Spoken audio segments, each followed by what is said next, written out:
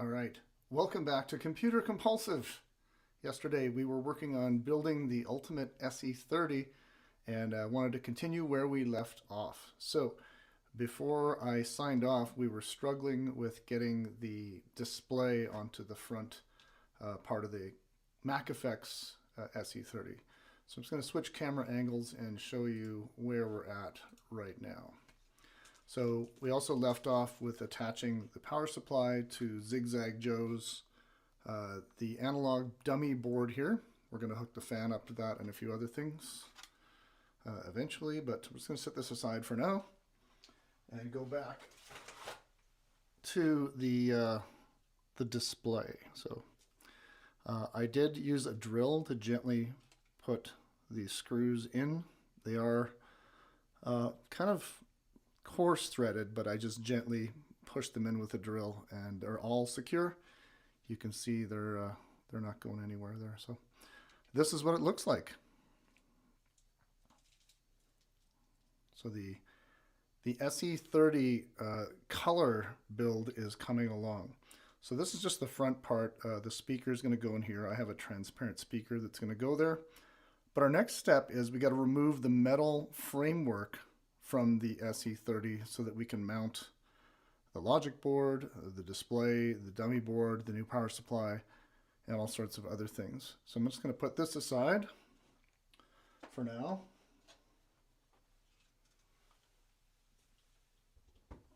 Someplace where it will not get broken. And we're going to disassemble part of the existing SE30 that we were playing with yesterday. I'll just go back to my other camera angle here.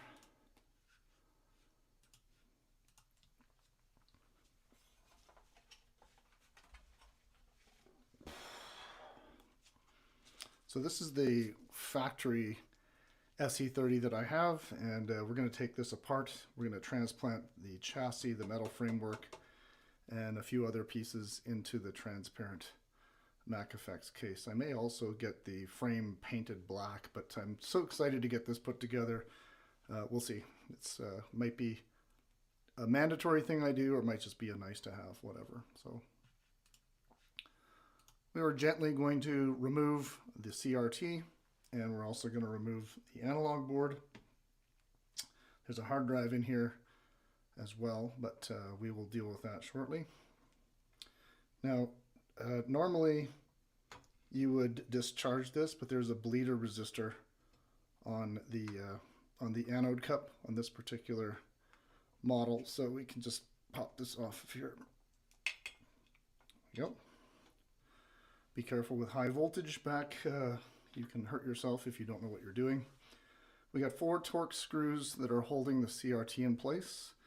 And I think what we'll do first is tip this on its face so we don't scratch up the tube. This tube's in good shape. We do not want to damage it or scratch it if we can help it. So we've got the anode cup here. And we've got the yoke connector here. I think we'll take that off first. Okay, that's good. We've got the neck board connector. I'm just going to gently pop that off, just like so. We've got a ground wire to one of the Torx screws. We'll take that off in a second. I can also pop this off of here too. Just want to be careful not to damage the neck on this thing. Okay, there's our power board. This is the power cable that goes between the analog board and the logic board. Set that aside for now. What else do we need to do here? Well, let's just begin by taking the Torx screws off of the CRT. And then the CRT is going to gently come off of here. Very glad I got those screws put on. Sorry I did not film that, but at least you didn't get to see me destroy anything in real time. The beauty of live streaming. Weird things happen and it's like captured forever. All right, we got 2 off of there. I think we're going to need to remove the analog board to get the other ones. They're tucked in there kind of gross. So let's see here. We're going to take these guys off. Welcome again from Calgary, Alberta. It is very nice today. All the snow that dumped on us is now gone. It's pretty much slush. It's outside. It's melting very quickly. So that is good news. This whole, oh, there's 2 screws back here too. We gotta get these guys. Thankfully, these are not over tightened, and we're having fun disassembling an SE30 and reassembling it into the Mac Effects case. Now we should have, well, there's a little, we got to undo this screw here too, the ground screw for the power supply. That's going to come off of here. It's stiff. Put that on this side just to keep track of that. All right, and now this whole analog board should gently pop off of here.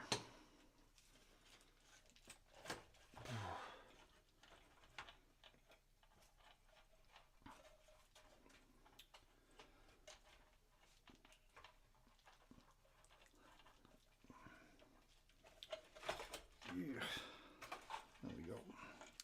It's tight. Everything's tight in here. So there's the traditional analog board and power supply. We have a Sony power supply in here. Let's see if we can find a date code on here. Manufacturing Korea, I don't think so. We know this analog board works because I just had this booted the other day. We're going to put this aside for now and get back to that in just a bit. Okay, we now need to remove the, actually we don't need to remove the CRT, we just need to remove the frame because we're not using a CRT in the other machine. We'll leave this here for now. We are, however, going to dismantle the framework from the front bezel. So we've got 4, 5 Torx to do that. Once this is done, we'll pull the entire framework out of here. Put those Torx screws up. I'm going to put these Torx things back in the CRT because we do not need to lose these. We'll just keep these where they belong. Again, this CRT is good. It is usable. Sometimes we like to swap. Keith and I like to keep track of which CRTs don't have so much burn in them. You have to remember some of these machines were left on for hours on end and the phosphor gets burned, so you'll see like the menu bar burned into the top of the CRT. We don't want to do that. But some of them are tattooed so badly there's nothing you can do about it. We just try to find ones that are not quite as bad, and then we swap them out for nicer machines. We're trying to piece together the nicest of the nice when we're putting together all of our collection. We've got 7 SE30s that we're building, and we've got 7 Color Classics that we're building. So we are just getting the Color Classic analog boards rebuilt. Some of them are going to be Mystics, some of them will have the VGA mod, and some of them will be just plain Jane Color Classics, but we are looking to sell them, so if you're interested, you can let us know in the comments. And my apologies, the previous broadcast it was on my personal channel. It wasn't even on the Computer Compulsive channel, so I don't think much of you would have seen that anyhow. I will copy it over later so that it's on the right channel. This does not want to come out of here. Oh, there we go. So now this whole thing should just gently come off. Yeah, good. So this is the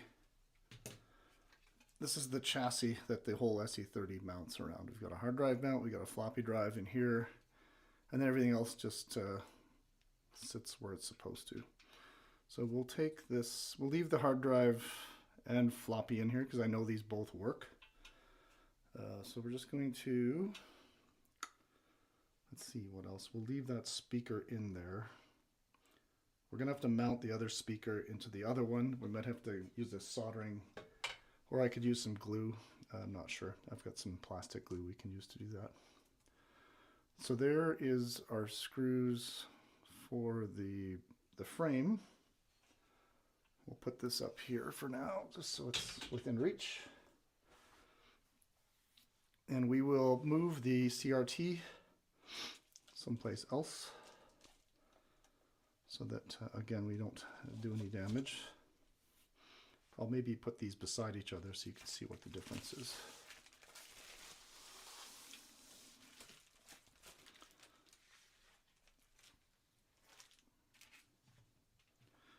Okay, so this is our old. This is the old, and then the new will be over here. We're going to grab the screen here.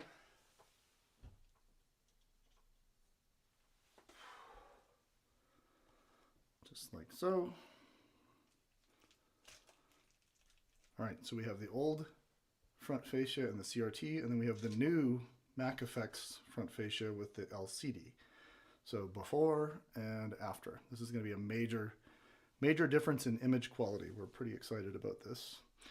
All right, so the next thing we got to do is we're going to screw the old frame into the new front fascia. But we should probably look into the speaker before we do that, because you don't put it in now, you can't get it in later. Where is my speaker at? It's back here. There we go.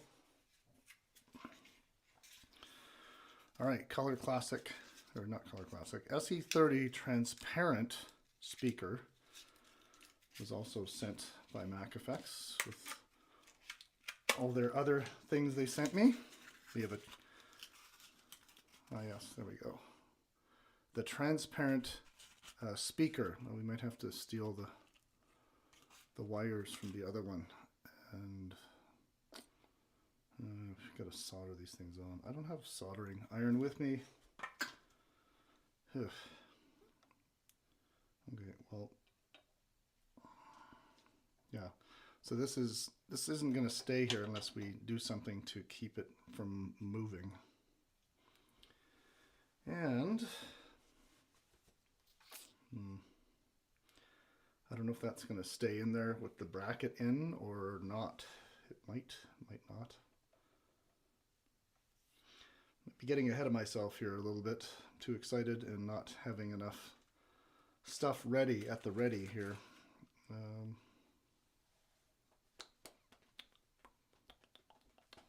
Let's see what happens if we put this down here.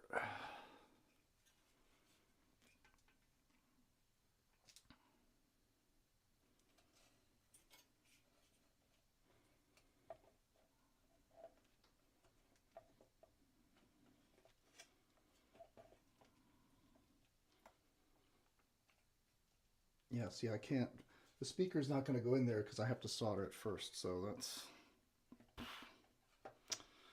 bummer. That kind of shuts the whole thing down.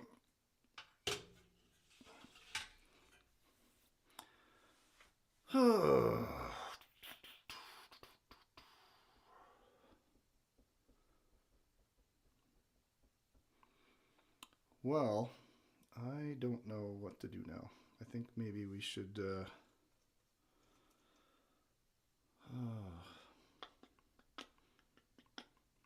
it's too bad that speaker didn't come with a wire on it. That's you'd think that it might have, but maybe not. Okay, well, we're going to need to probably pause the broadcast again. But what I might do is we might mount the dummy analog board to the frame just for fun, because we can do that. So let's take this and move this out of the way for just a moment.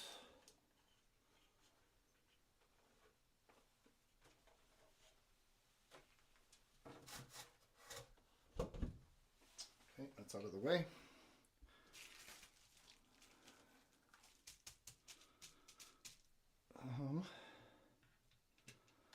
We're now going to, we'll grab the analog board again. So this whole thing is going to sit inside of the bracket. So let's take a look at that for just a moment.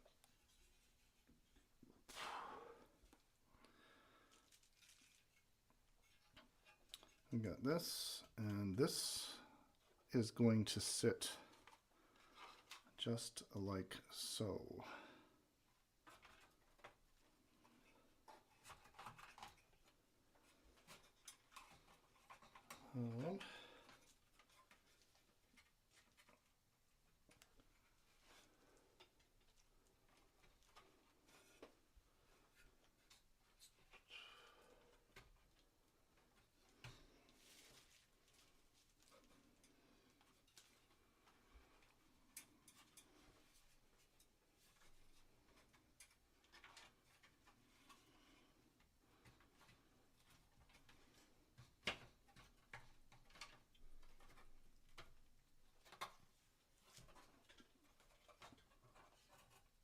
Oh, that's got to go on the outside, that's why.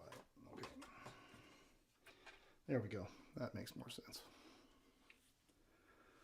Okay, let's go ahead and attach this so that it is secure. We'll slide this over here.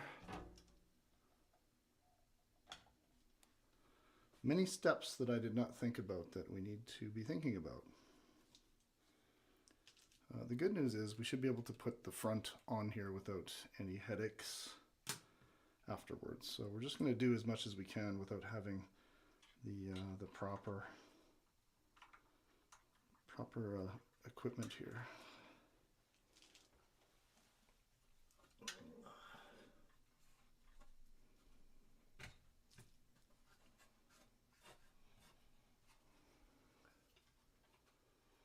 How do these holes line up?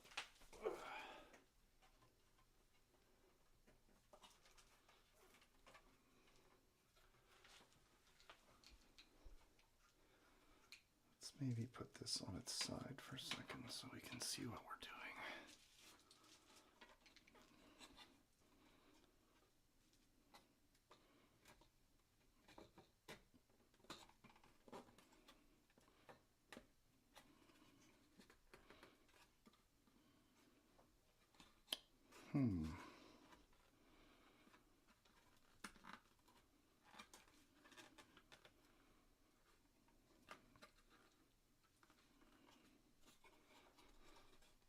The back screw holes are lining up. Why aren't these guys?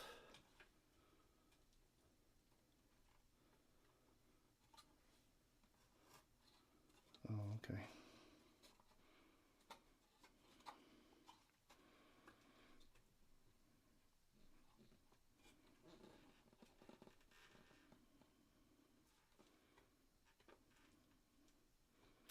This is weird. Might have to change where the power supply is connected here to make this fit.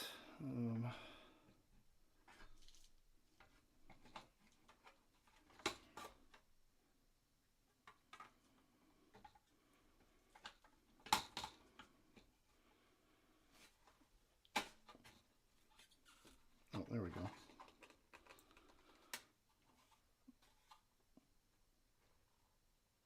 Got it. Okay. There's some weird tolerance on some of these screws here, but it's okay. We figured it out. Put that there. And then we'll maybe get the back ones here too, just so we're not, if you tighten up some screws too much, then they do not cooperate on the other side. So.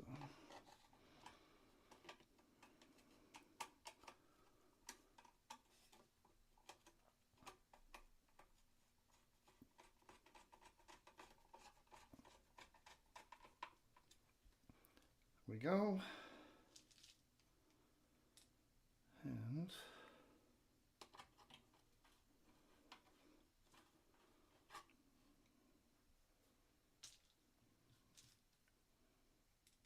some of these threads are a little interesting.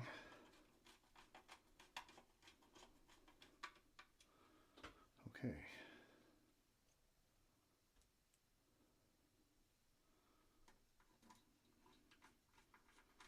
I think we're in business here. Okay, now we get this ground screw that needs to go on the back. Just slide this forward a bit so you can see it.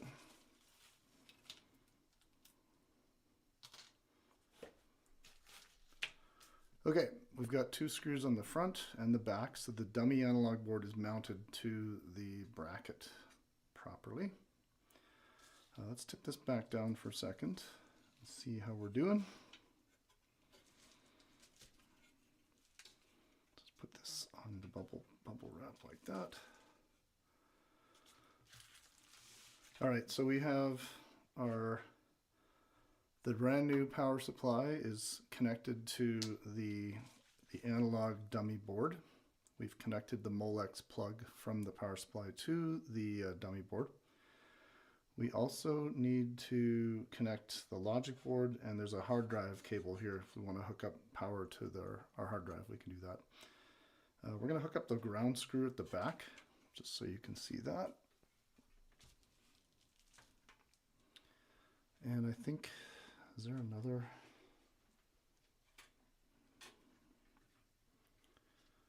There might be another screw that goes on that later, but for now we'll just put this in and call that good.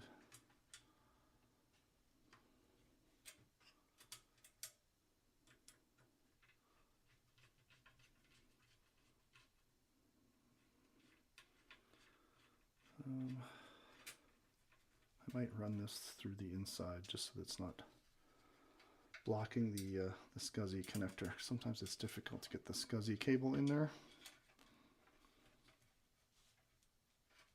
Oh yeah, that feels a little better, maybe. When you're putting all these cables in here, they're all so, it's very tight and congested.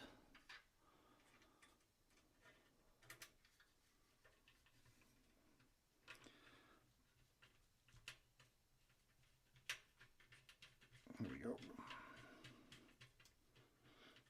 All right, so the power supply ground is connected to the chassis. That's excellent. Oh, what else do we need to do here?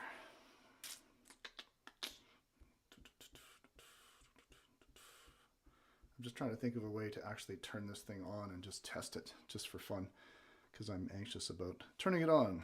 Speaking of which, we'll turn that power supply off. We've got our SuperDrive floppy connector here. We've got a hard drive here as well. I do have a SCSI cable for that someplace. Where did that go? Not sure.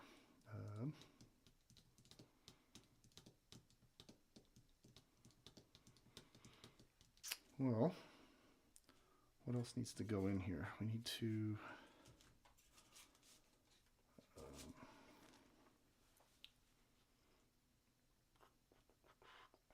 just thinking out loud here.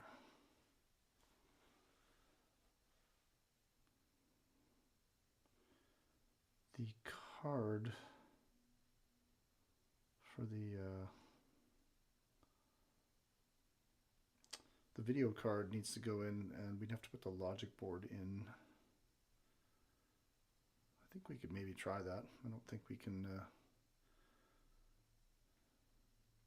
Well, let's just try booting up the screen at the very least today. I don't know if we'll get as much done as I'd hoped, but I think it'd be fun to at least see the screen in action with like the Blue SCSI or something. So for now, I'm just going to put the logic board in. We'll attach a few cables that we need to and see how it looks. I think we can get away with at least that. So let's take the... We're going to keep the display away from this, but we'll have it hooked up so that we can at least see it. We're going to use the purple logic board because it has all of the magic I want to put on it. This is our purple Mac SE30 Reloaded board, courtesy of Ball in Germany. And here's his logo there, you can see. He's really, really smart. We are a big fan of his work. We got lots of his stuff here. He also designed this riser card. And this riser card gives you Ethernet as well as a place to put your accelerator, which we have, and a PDS through port for adding additional cards. So We're going to put some different cards in this thing, but we're not going to do that today because the instructions for this, just so we're clear, users of Ball's Ethernet riser, you must solder the 12-volt jumper on the rear of the riser or you will not get video output from the 30 video card. I guess it's that I don't not want to do it. We don't have to do it, but I just don't want to plug that card in right now. We're just going to test the video card and get the video going on the LCD for now. External video, we'll figure that out later. It says here, built-in resolution is 640 by 480. I'm just going to switch back to the web page here so you can revisit this again. So the LCD kit from Zigzag Joe, you get the dummy analog board card, you get the video card, you get the LCD, all the cabling to do it, and all the instructions, which I'm looking at right now. This is one of the things I've wanted to do for a long time, and I love that there's people in the community who are building these new tools. If you want to have higher resolution than 640 by 480, you change it and then you have to restart the computer. It will mirror 640 by 480 to another display, or if you have a higher resolution, it will just blank out the built-in LCD and send the higher display elsewhere. So we do have a VGA display here that we might look at that later too. But for now, let's just get this powered on and see if we can get the built-in LCD connected. So bear with me. We'll see how far we can get with this. We're not going to hook up the speaker, but we're going to do a couple other things just to make sure everything's working. Before we do that, we got to hook up some stuff into our logic board. This logic board has dog hair on it. That's no good. So let me go back to the other screen view here. We're going to need to populate this with some RAM and with ROM sim. This thing will not boot with none of this stuff in it. Look at that beautiful purple. Isn't that wonderful? So we've got our floppy drive connector here. We've got our SCSI connector here. We've got 8 SIM slots, each of which that can handle 16 megabytes, which is awesome. And then we have a ROM sim here. So we're going to bring out some other goodies right now that I'm very happy about. And they're all down over here. This is my box of goodies. We've got ROM and RAM and all sorts of crazy things going on in here. So we have a purple ROM to match the purple logic board, thanks to Will at KMac Vintage. If you have not checked out KMac Vintage, I would encourage you to do so. So check this out. This is the KMac custom ROM. It's huge. It has tons of space on it, and it has all kinds of tools loaded into the built-in image. This will let you run 32-bit clean. It bypasses the RAM check, and you can also customize the contents that are in it. I haven't done that yet, but I do have a ROM burner where we could erase this and start over if we wanted to. So we're going to put this ROM inside of here. We got purple ROM and a purple board. That's really cool. So I'll just slide this out of the way for now.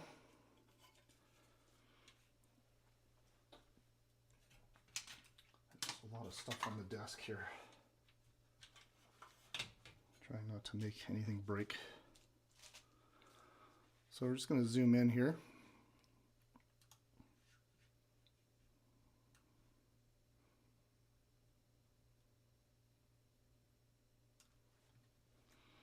All right, first things first, we're going to insert the KMac ROM into the ROM sim port. And there it is there. Now, all these sim slots have metal tabs in them. If you're like Keith and you're repopulating these SE30 reloaded boards, we prefer the metal tabs for these because if you have plastic sim slots, the plastic tabs tend to break, and it's just not very fun. So we're going to put this in here, and we'll just gently snap that in, and we're done. Great. And now we're going to do all of the 16 megabytes of RAM. I've got a whole bunch of them here. And I've got matching RAM for this. So I want to show you this little close-up. You can buy these, I think, on eBay. This is called a Keystron RAM, and the problem, this RAM is great because it's low profile and it's 16 by 8 FPM non-parity. Now the reason I like these is because if they're too tall, they'll actually scrape against that metal framework that I showed you, and you don't want to be slamming the metal framework in with the RAM that's too high. It will actually scratch the RAM and possibly damage your SIM slots. So if you're buying RAM for your SE30 or 2CI or anything else that handles 8, check out these Keystron RAM SIMs. They're very low profile and they do not rub against the metal framework, which is very important. So I got 8 of these things. We're going to put them in here and we're going to have ourselves 128 megabytes of RAM, which is a little nutty. I'm going to start at the bottom here. Okay, that's in.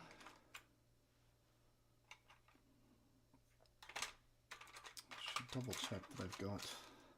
I'm pretty sure I have 8 in here, but let's maybe make sure before we get too excited. See, as an example,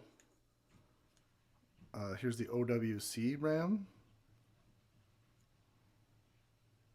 Sorry, I'm not aiming this very well. So OWC and the Keystron, you can see the difference in the size. The OWC RAM is taller. Now what you can do is you can take the tall ones and put them at the back. I prefer to keep them all the same.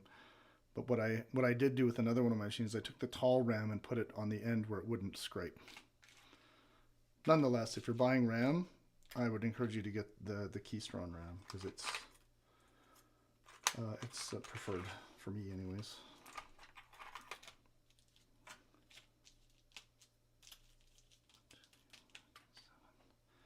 Okay, I have 8 of these things now, which is great.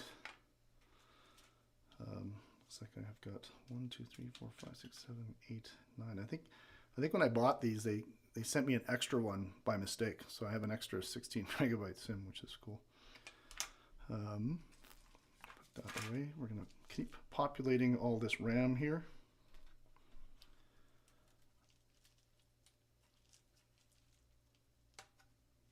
There's 2. And we got 3, 4. Hang on a second.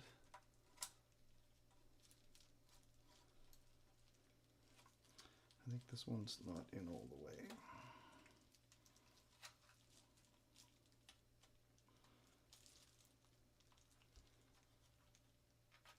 Yeah, it doesn't feel good.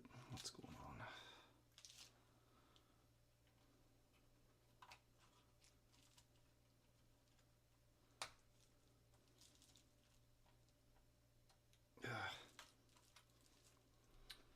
There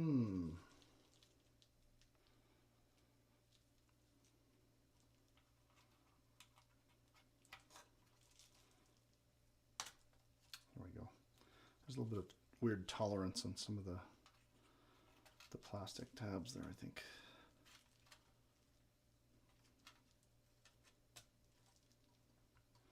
You don't want to bully this stuff too much. It's very delicate, and yeah, even that first one wasn't quite in all the way. Some of the ROM SIMs, people have designed shims to hold the ROM in tight, because if it's not in tight, you'll get a SIMICIMAC, and it will just do nothing. So, actually, the great part about this this custom ROM is we can boot this thing without having any hard drive or floppy hooked up to it. So I'm actually kind of jazzed about that.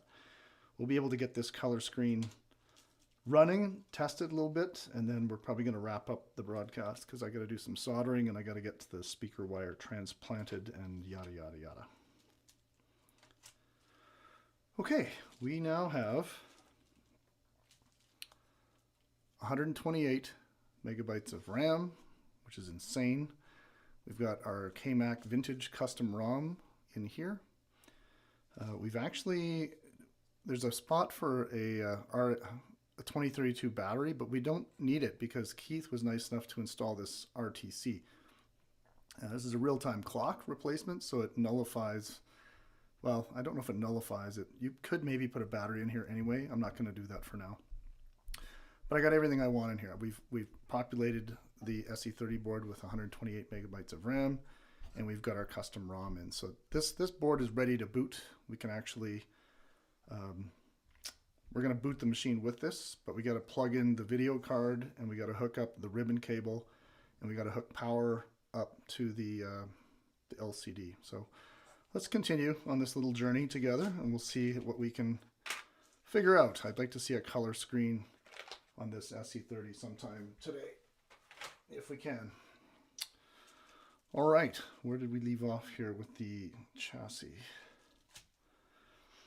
Okay, let's go back to this. So we've got, I'll zoom back out for a second.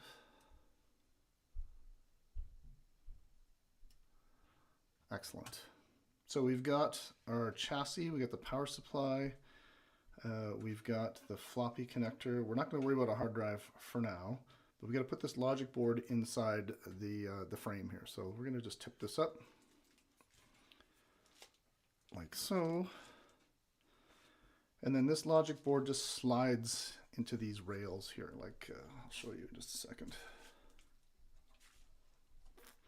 Actually, what's nice about this, I'm going to change the angle just so you can see it. We're not going to worry about the speaker for now because the speaker is it's a little bit dodgy. So we have these rails here, but you can actually tilt the logic board in. On the older Macs, the rails go top to bottom, but you'll see on one side of the logic board, they put these little notches here. And the reason they put these notches here is so you can tilt it in instead of having to slide it all the way. So the metal tabs are going to go at the back, like so.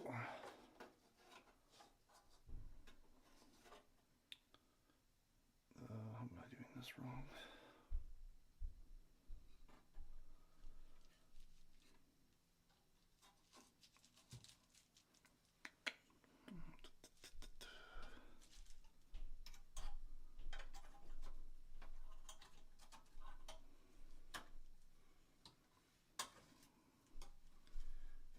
We can just gently slide that in.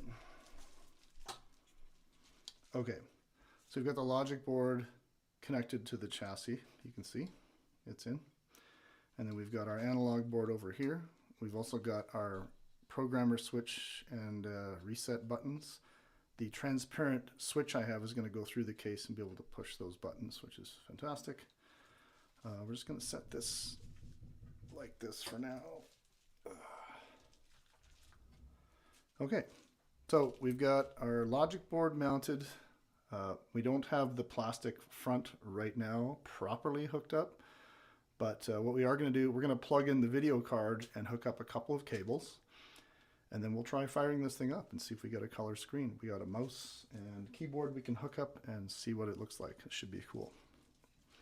And I will put the LCD underneath the screen so you can see it. Let's see now about the video card. One of the great things about the SE30 is you've got this PDS slot here, and the PDS slot can run a number of different cards. I've actually got several video cards for this. But what we're going to do now is we're going to grab the actual video card. This is it here. 30 Video HC it's called. We're going to take this out of the package for the first time. We've never opened this before. Looks like I might need... I'll just give this a poke here.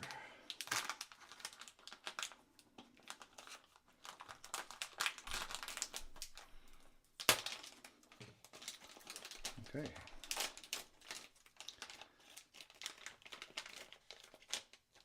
Careful not to damage any of the components on here. This is crazy how simple this is. Zigzag Joe, you were a genius. 30 Video HC 16-bit VGA, SVGA, and LCD for Macintosh SE30 and 2SI. Check that out. So not only does this work in an SE30, you could put this in a 2SI, which is really neat. So we've got a couple very simple chips here. We got a crystal clocked at 60 megahertz. And we've also got a slot switch. So remember the switches that we talked about on the riser card. Remember these guys. That gives you the address of the card. So when you're dealing with an SE30, you have four choices. You have 9, E, A, or B. So yeah, and then we can switch the address on this card from 9 to A. And I think there's another version of the card that has a pass-through on it. I think you can hook up two of these cards in one system if you have the right card. And then the VGA ribbon cable is going to come out of here, and then it's going to go to the back. We also need to hook up a framework for that. We'll figure that out later. But for now, let's install this card, and we're going to see if we can get video going to this LCD here today, at the very least. We'll add all the other toys later. So we've got our analog board, we've got our new power supply, we've got hard drive. We won't worry about the hard drive for now, or the floppy for now. Well, we could hook the floppy up, I guess, because the logic board is here. So let's go ahead and do that.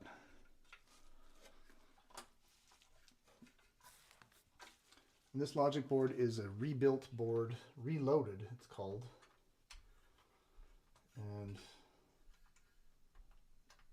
the reason the reloaded board is so useful is because many people will get an SE30, but then they find out that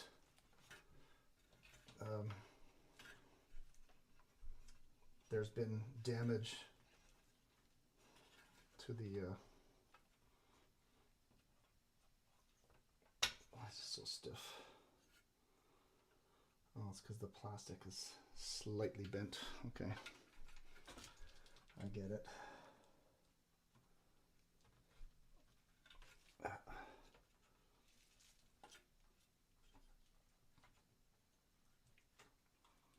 Okay, floppy is plugged in. We are also going to install this card now, but I think before we do that, we should hook up this little ribbon cable. So this is our VGA extender.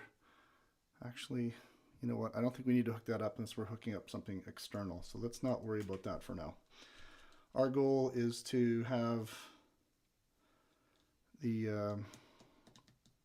oh yes, so on the back of the card, we have a ZIF port for the ribbon cable that goes to the LCD. So this is a very sensitive cable. It goes out of here into here.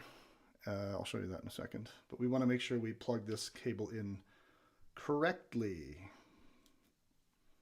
because the cable is dainty and petite, and this little green thing was sent to us to protect it. We also want to check the instructions for the proper orientation of this cable. And you want to make sure you do it right. So let's take a look at our instructions again, so we're not blowing things up. Okay, we got that. All right. Connecting FPC cables. Grip the dark colored latch mechanism and slide it gently straight down away from the white body. So let's hook up the LCD side first. Insert the cable beneath the last mechanism. Blue side goes up, shiny side down. Okay. So let's move this stuff out of the way for a second.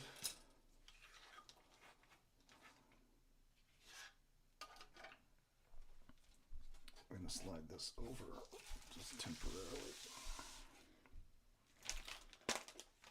Okay, and let's take the speaker out of here because I don't want that to get damaged. Soldering wires for a speaker. Wow. Okay, anyways. Oh, don't touch that. You get fingerprints on it. Ah. This is so dainty, and I don't want to break anything. All right, so blue side goes up, shiny side down. All right, so blue side up means we're going to put that on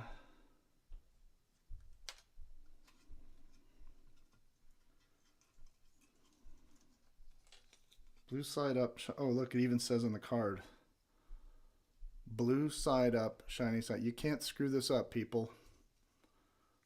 I will say that I've been known to screw things up, however, so very important that you read the instructions. Zigzag Joe was nice enough to give you instructions. Read the instructions. All right, blue side is going up. Avoid hard folds.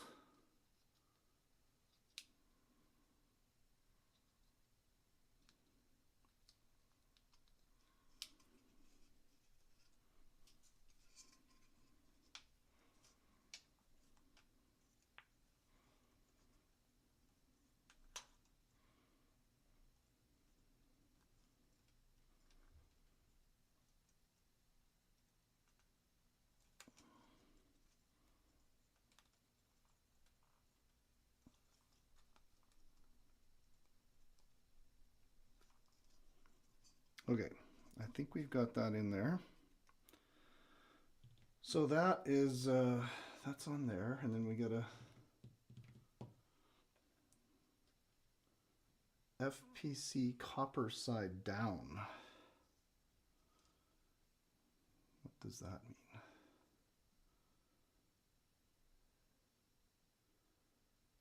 Dark colored latch mechanism by the edges. LCD.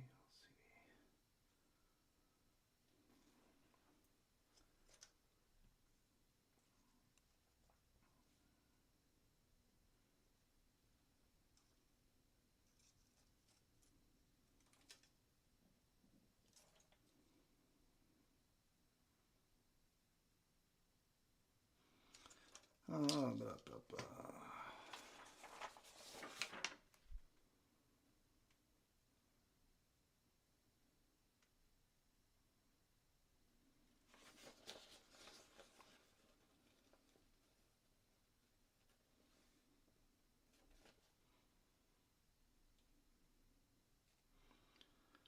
Just trying to make sure I'm following these instructions properly, otherwise.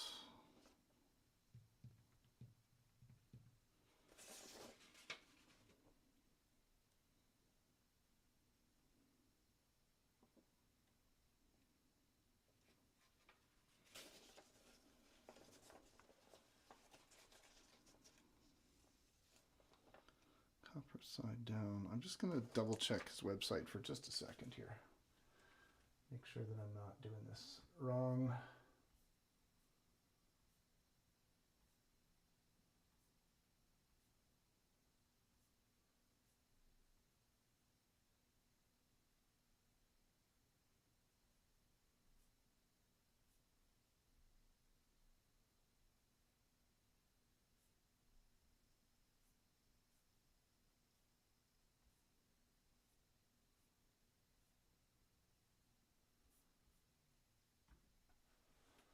LCD kit installation guide.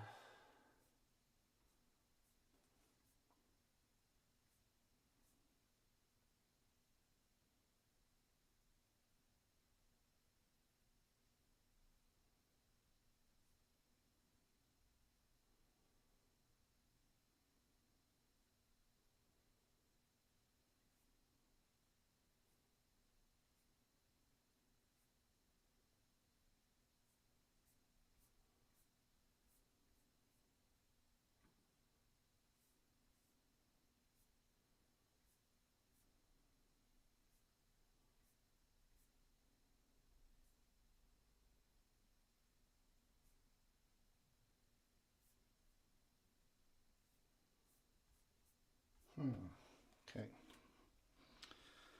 Well, there's nothing really different there.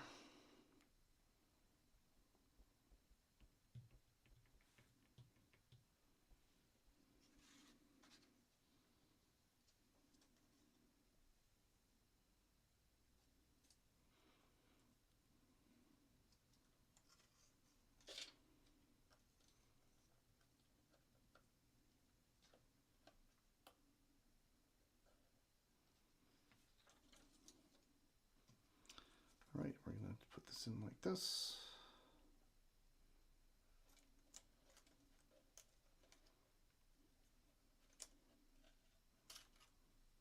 Let's flip this around the other way.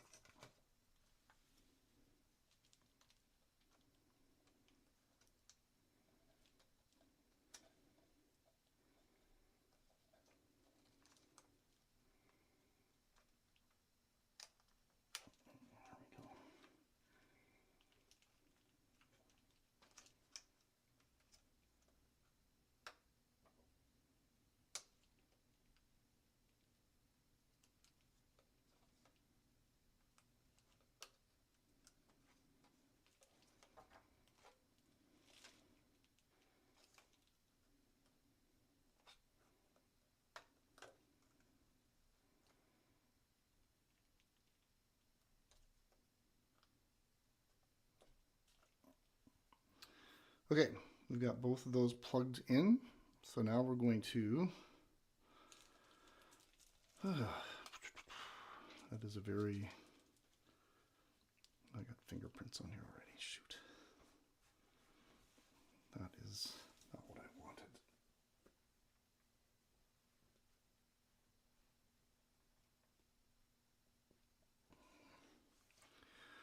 Okay, we've got the display hooked up with the ribbon cable, and we're going to now gently install that.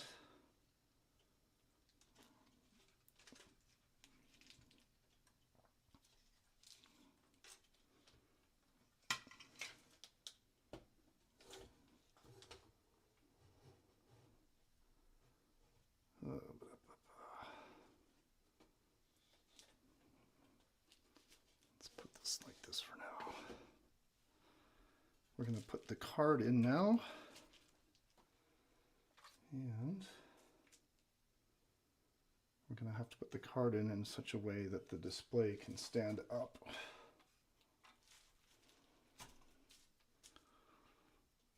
Which will be interesting.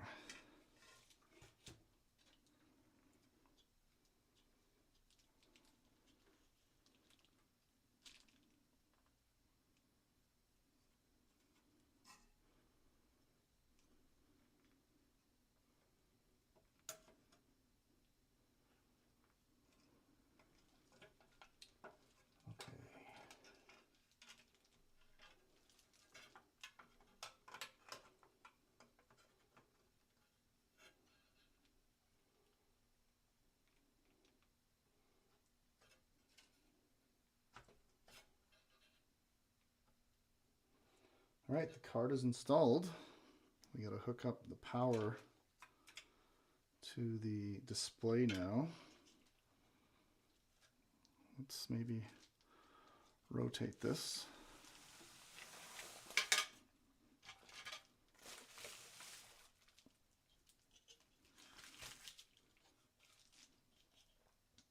And this cable plugs into the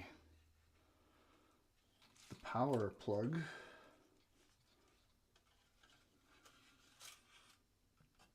Like so.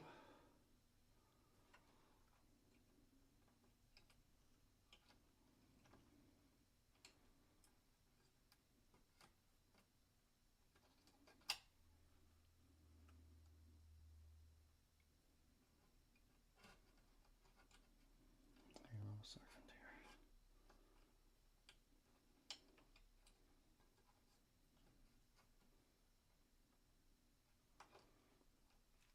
Going the other way? How does this work?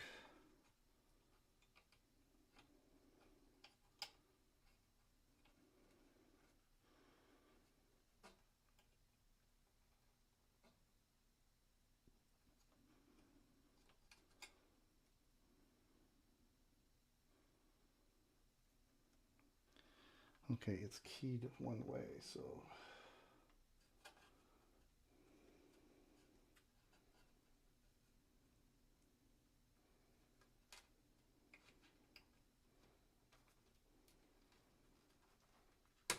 there we go. All right, that is in. We need to hook up the power cable for the logic board. So we're going to do that now. This goes here. And then this goes down here.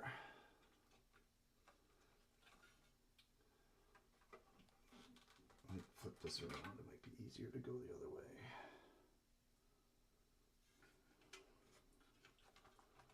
Yeah, because it's kind of tucked underneath, which is weird.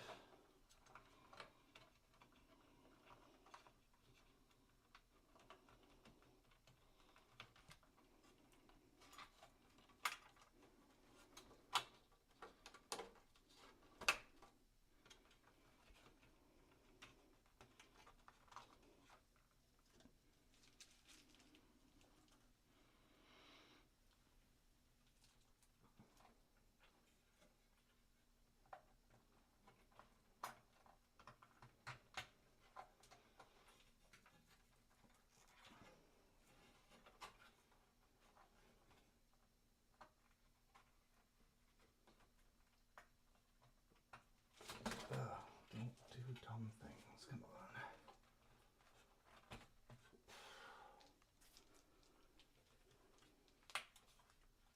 on. All right. We have the display hooked up, and we have, wait, we just got to hook up power, and then we need to hook up a keyboard and a mouse. And we should be able to get this thing up and running. So, where's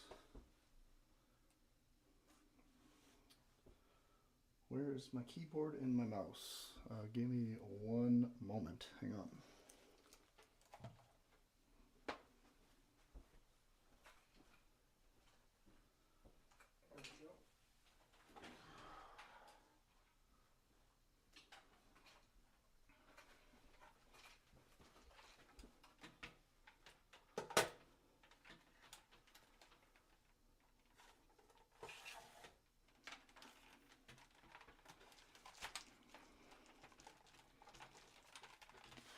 Oh. Fun times. Fun times, everybody. All right, we've got, I want to see if we can just get the screen up so that you can see what's on the screen, or I could move this, I guess. I really don't want to move this around too much because we are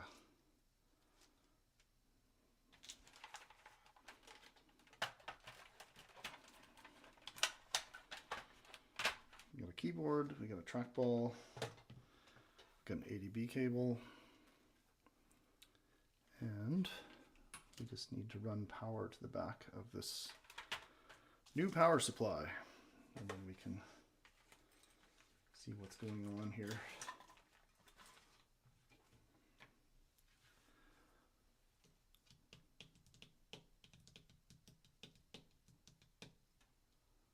Well, if I can just maybe move my microphone here for just a second.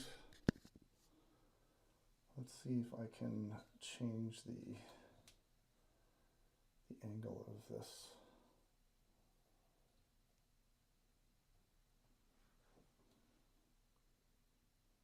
So you can see what we're doing.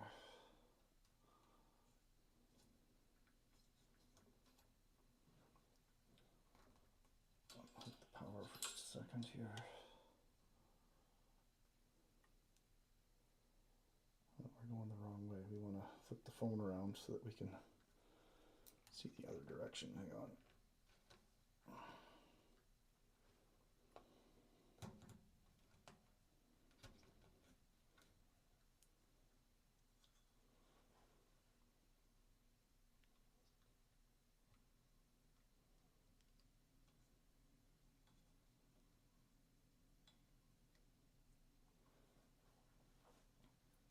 Okay, well, it's pointing right at me, so we're just going to change this so it's not in this mode anymore. Hang on.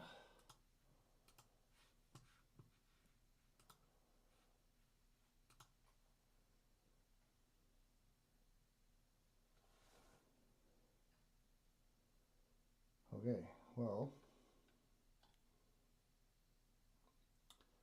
really not the angle I was hoping for.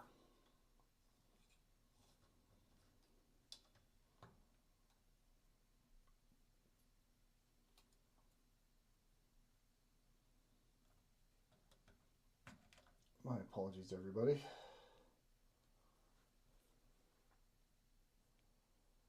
You know what? It might be easier if I just mount this in my mount over here. Hang on.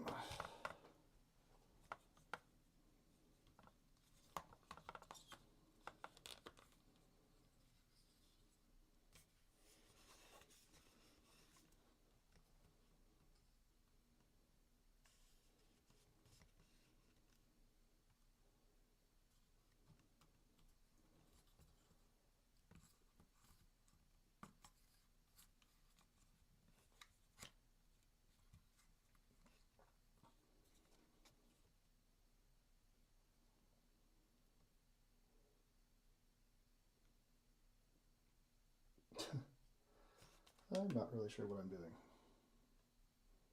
That's upside down. So let's flip this around for a second. Like so. Let's see if that works. Not really. Well, it's kind of fun, or not.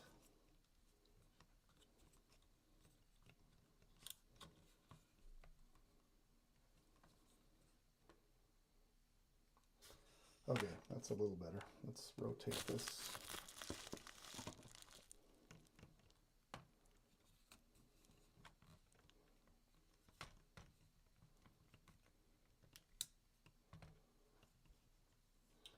Okay, give me a second. I'm going to get my ducks in a row here shortly. We got to do two things, power cable and ADB, and then I'll be right back. Hang on.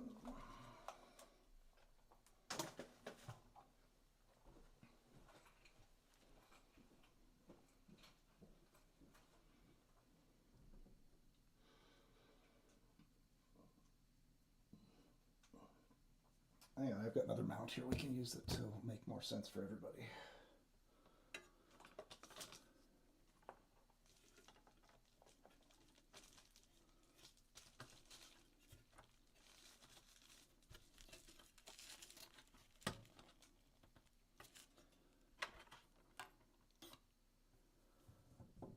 Okay, we got power to logic board. We don't have a speaker hooked up, but that's okay. We just need power to here. Okay, I think I know what I'm doing now.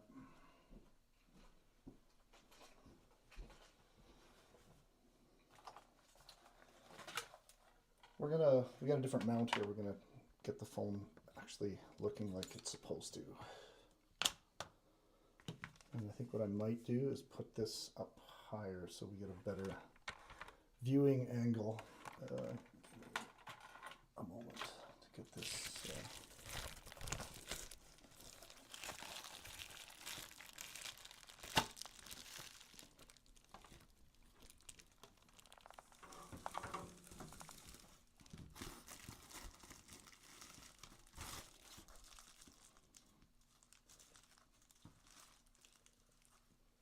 Okay. Crazy. We're doing things really rickshaw here. My apologies, everybody.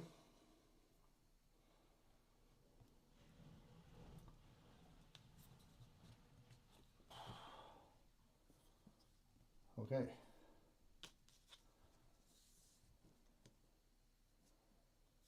Can we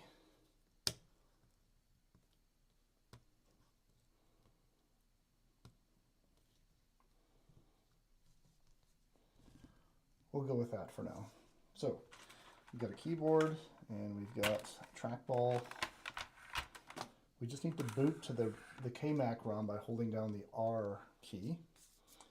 And so we're going to do that. I need one power cable. which I have one here.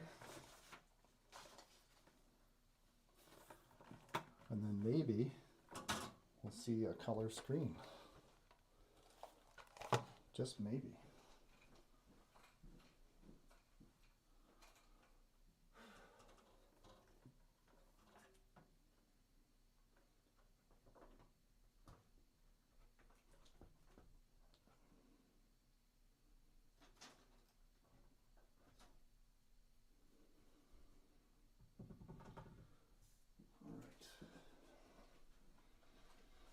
Let's turn this screen brightness down a bit here. This is pretty bright.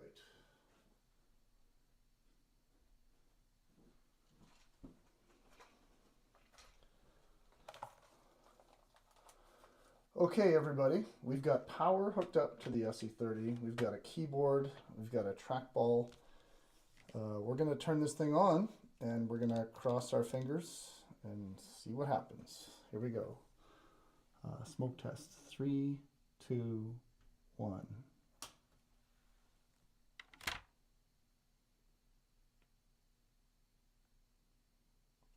Aha. We've got it.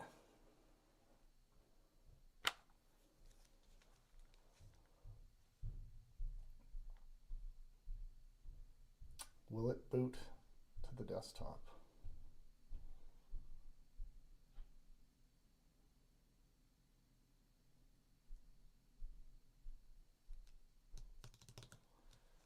Well, we've got a screen, but it's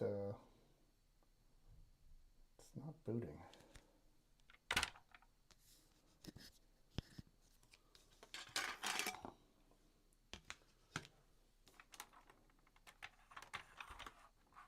Let's try again.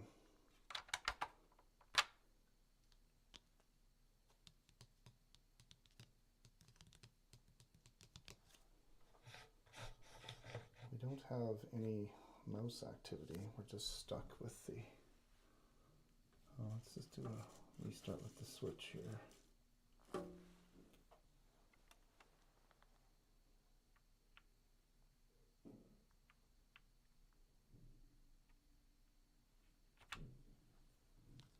Ah, there we go. Look at this. We're booting an SE30 with a color LCD screen. This is the first time we've ever done this. It's wild. Are we going to get a desktop here, or what's going on?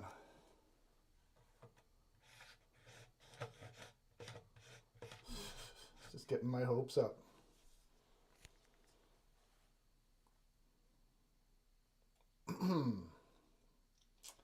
Maybe we should try booting to no extensions and see what happens. Oh, it just changed as soon as I touched it. That's funny.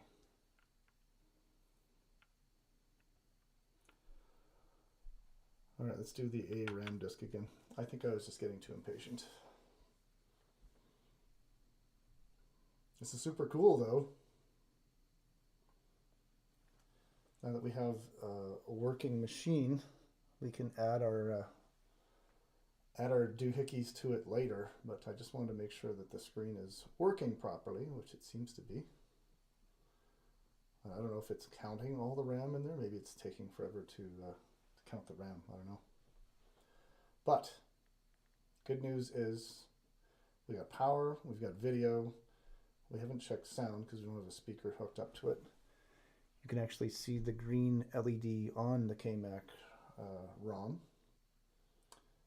And yeah, there's 12 megabytes of stuff on this thing, which is incredible.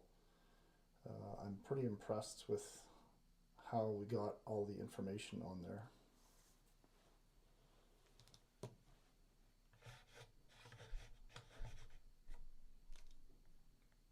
I'm really tempted to restart it again.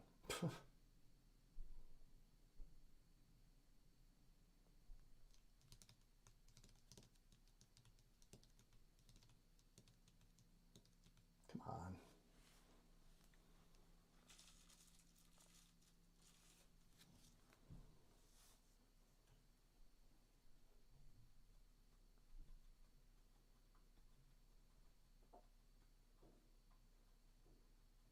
This is weird. I don't know why it's not.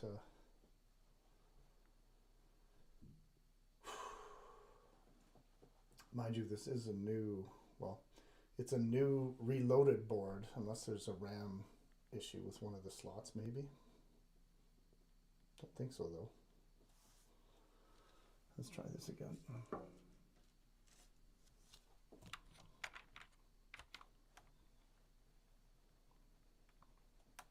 I'll zap the PRAM a couple times. Try it again.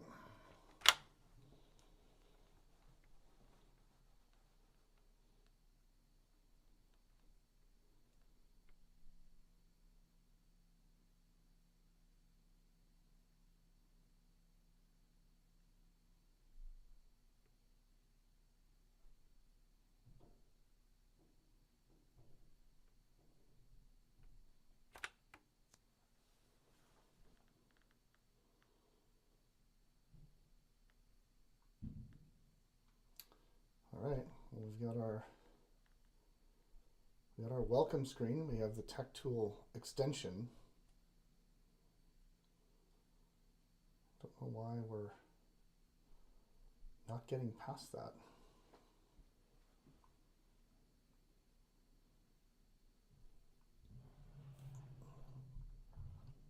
Well, I guess the other thing we could do is we could plug in the BlueSCSI and see what happens. I'd like to see it do something.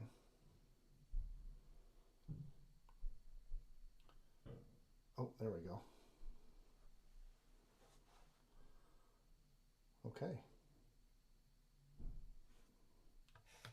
Got ADB.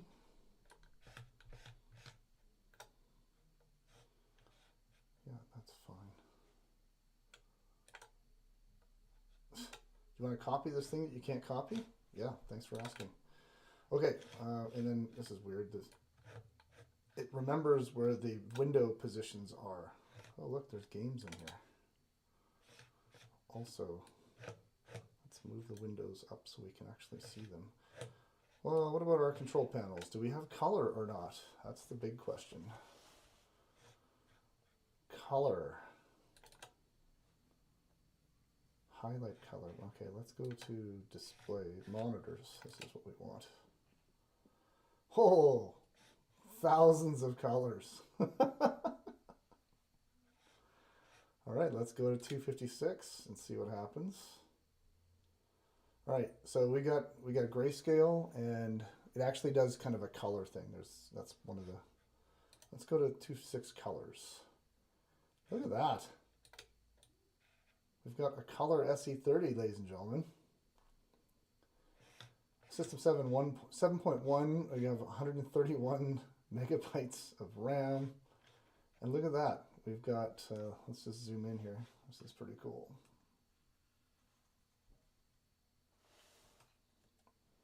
I'll just aim this up a bit so you can see better.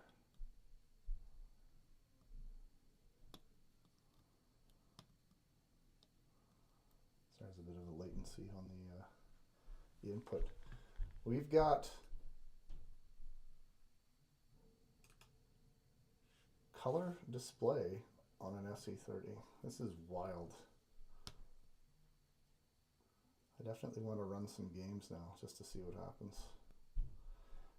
I'm zoomed in quite a bit. The picture looks really crisp. Because I've zoomed in, it's not quite as nice as it could be. But yeah, Zigzag Joe, you're a genius. This is really stinking cool. So yeah, what I'd like to do now is maybe boot up to my BlueSCSI and see if we can get some other games going here just for fun. But yeah, we've got a color display in an SE30. This is an LCD retrofit, Zigzag Joe. There's a whole kit that he sells. Go check out Zigzag Joe online and pray that that no one else has bought all these up, because I bought this color LCD kit for the purpose of having a color SE30, and then I also got the Mac Effects case so that you could see all the cool stuff going on inside of it. I'll tell you what. Let's try booting to the Blue SCSI here and see what happens. I'm gonna just shut this down for a second, and then we're gonna plug this in and see what we can do. Look at this. This is just like really cool. I don't know if these games play in color. What games do we have on here? I'd love to play like. It'd be cool to play. What's the game? Maelstrom. It's a kind of an asteroids game. What's this Megaroids all about?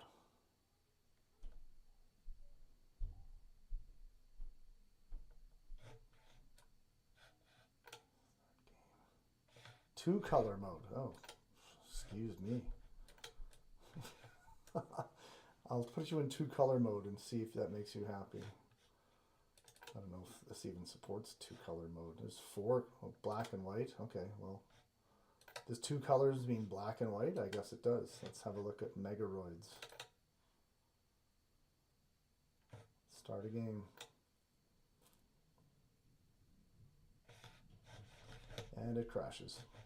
Probably doesn't like the color implementation, but also has a bit of a spelling error on the ROM. It says gains instead of games, which is cute.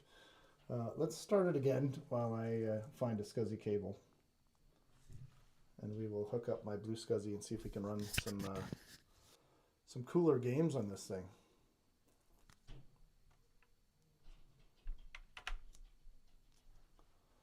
Yeah, I don't know if it's doing the RAM count because it's taking its sweet time getting to the desktop. So I'm just going to leave it alone. I'm going to find, where's my SCSI cable? Cool. Look, it's a SCSI cable, everybody. Yay! All right, let's plug in this.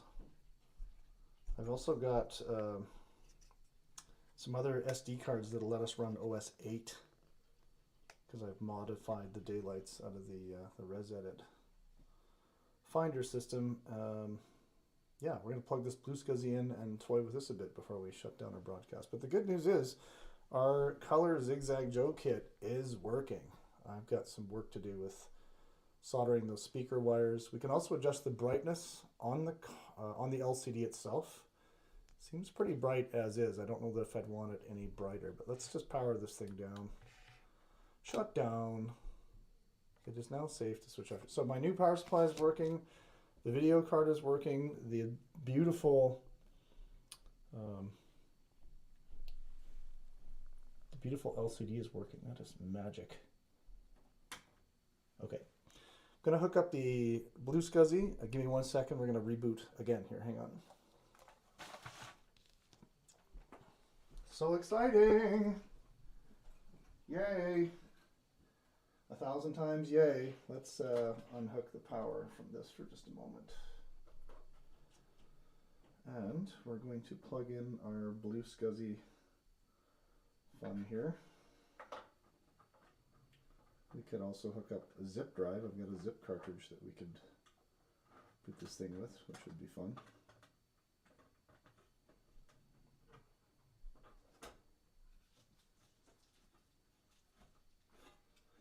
All right, Blue SCSI is installed. Let's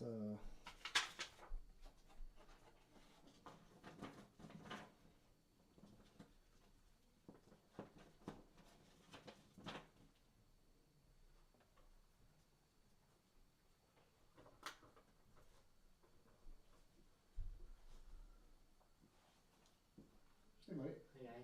Just doing a live stream. I'll be right with you, okay? Okay.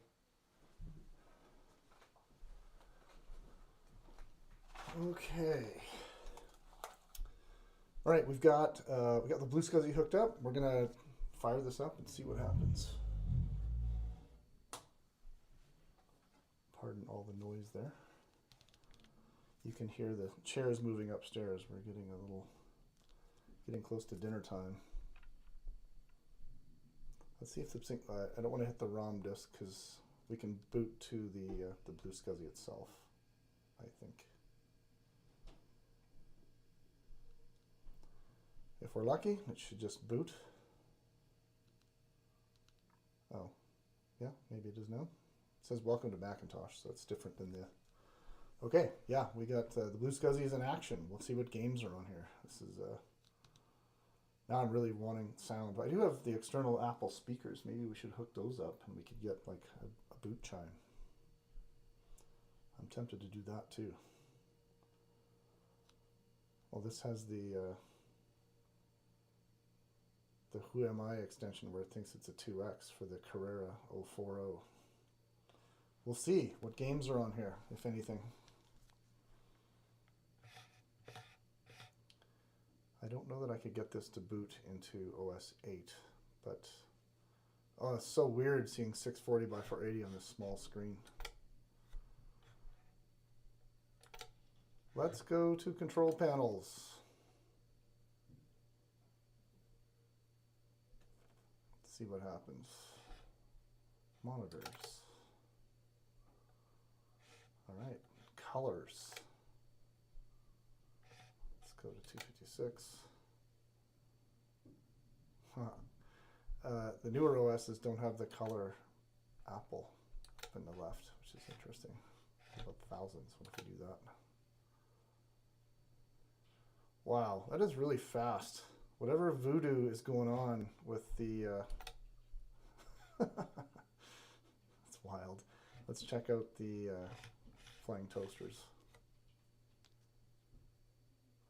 Oh, look at that. Color flying toasters on an SE30. That is something else. Now I've seen everything. When we hook up the Carrera accelerator, these things go screaming across the screen. This is very fun. My only concern is that ribbon cable. I'm sure there's more, but it's like you got to be careful not to damage that. We are sending thousands of colors of video from that video card into this LCD. And the only reason this works, folks, is because the SE30 is the only compact Mac with a color quick draw ROM.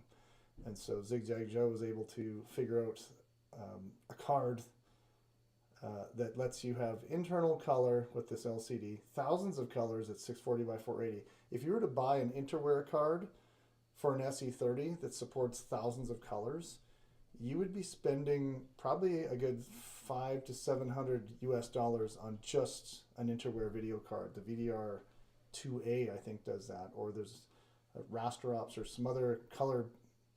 Finding a color video card for an SE30 that does what this card is doing is rare, difficult, hard to find. And you know what? This is really cool. My brain is on fire right now. Let's see what games I have to play, if anything. I mean, I've got some other SD cards we can try booting this thing too, because I don't know if I have a bunch of games on here. I've yet to build an image that has all the things I care about. Wow, that 640 by 480 just gives you so much more. Let's take a look and see if I can load this this picture here. JPEG view. How long is it going to take to decompress this picture? It might take a half an hour.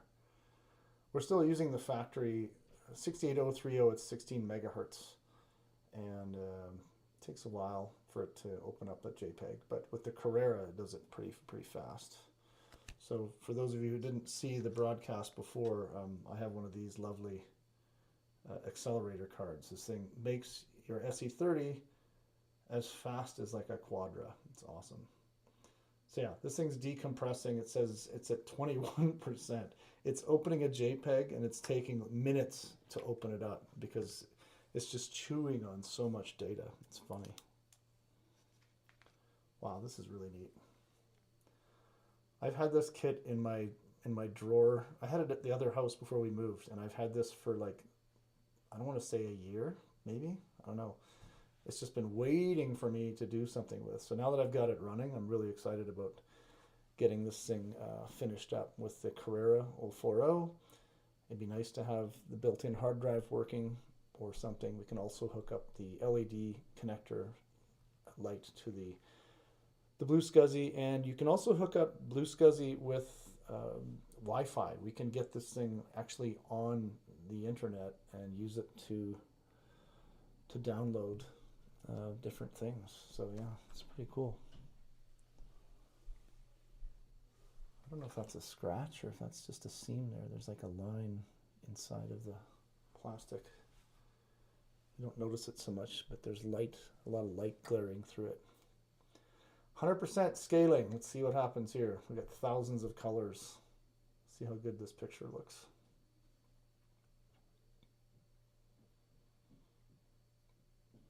It's so funny. Like your phone opens this up in like a tenth of a second, and this old computer is just chugging away, doing its best to show you a color image. Oh, I'm glad I got this proof of concept working here. This is good.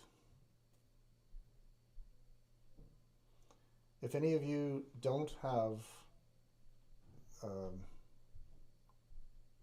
this is video card LCD kit, upgrade your SE30. Super duper cool.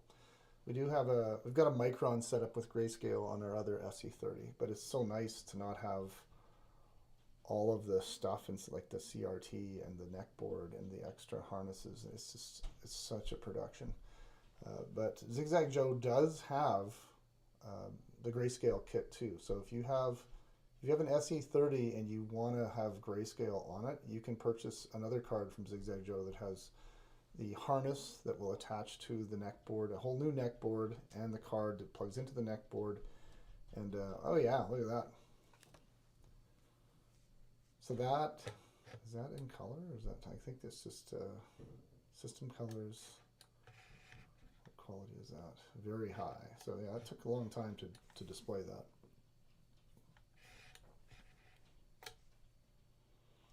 Let's open up, if we have another, let's open up this guy. This has some more details and things in it. So it says macOS 8.1, but it's not actually running 8.1 right now. But I do have some other SD cards I might just throw in to see what kind of fun we can have with that. Where are all those things? I think are they in here? Nope, they're in this drawer here. Whole bunch of SD cards. I think I've got some fun things working in here that we might be able to get going. Decompressing again. Look at this. This is a Long McQuaid clinic I did 2 years ago, actually in March, and this is a JPEG of the promotional file that I created. And yeah, got a whole bunch of SD cards here. I've got like this Super Talent. That's the name of the brand. Check out the Super Talent SD card. And then we've got a SanDisk. And we've got another SanDisk here. And we've got Kingston, probably the highest quality of all of them. We're going to plug some of these in and see what happens when we try to boot to them. Yeah, I'm totally jazzed about having a color SE30, and it'll be an SE40 once we get the Carrera hooked up. But we do have to solder the bridge on the back of the Bolly card. So right here you can see anti-blunder switch, it says. We got to solder bridge this jumper, otherwise we won't get video output. So lots of things to play with here at Computer Compulsive. We've got a MacFX transparent case, we've got the Zigzag Joe color kit, we've got the KMac custom ROM, and we've got a whopping 131 megabytes of RAM for chewing on large JPEGs like the one we're opening right now, or multitasking multiple applications. I look forward to getting the Wi-Fi working as well, because you can connect to your other Macs, or you can connect to bulletin board systems. You can also use a hotline server. Lots of really cool things that you can do when you have network connectivity. The Ball card does have Ethernet, hardwired Ethernet on it, but some people prefer Ethernet to Wi-Fi. I guess it depends on how good your Wi-Fi is, but yeah, this is pretty neat. Custom ROM. Oh, look at that. So this is a It's a JPEG system colors. I thought this was color, but let me just take a look and see. We're in color mode right now because the JPEG has color in it. Monitors. I think I just saved them as grayscale because I knew they were going to take forever to load, so that's probably why that did that. But yeah, we're running color here, folks. Color on an SE30 internal, thousands of colors at 640 by 480. So cool. Minus the blisteringly slow. I have an audio file here that there's an MPEG player. If I try playing it right now, it'll probably skip because it's struggling so much. Let's see what happens if we try opening it. Oh, pardon the noise upstairs. Last time I tried playing this on the factory 68030, it was skipping nonstop. I don't think QuickTime's going to try to open this. I don't think it's going to be able to. Yeah, it doesn't like me. So if we open up this MPEG DEC here, and if we drag this onto here, does that open it up? I bet you it'll skip like crazy if it plays at all. We'll see.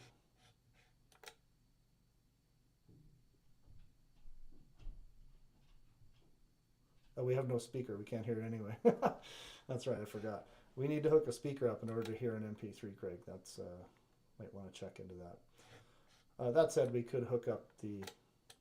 Yeah, no, it's chugging hard to play this because I can't click on anything right now. All right, let's.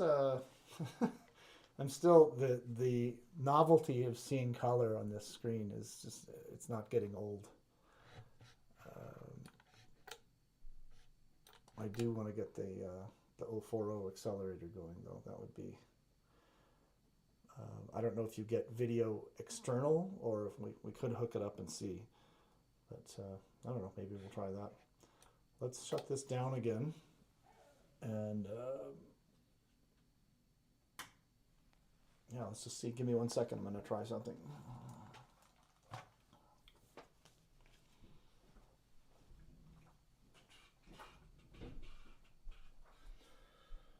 Oh, wow. The novelty of color in an SE30 is outrageously cool.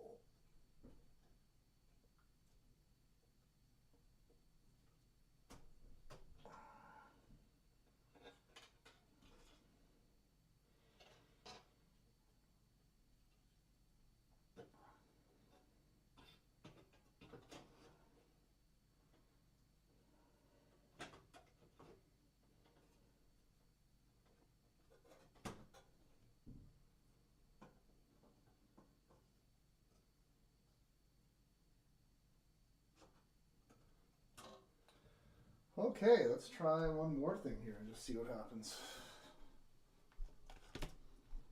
Just for fun.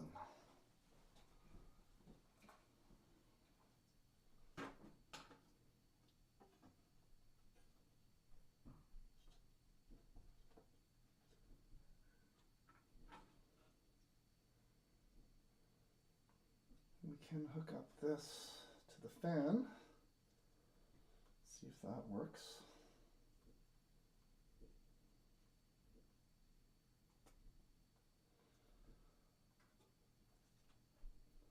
All right, let's try that and see what happens. Just for fun.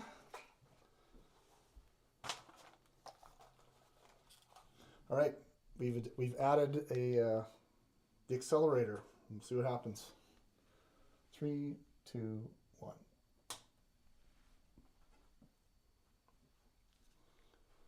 Do we get video? We do.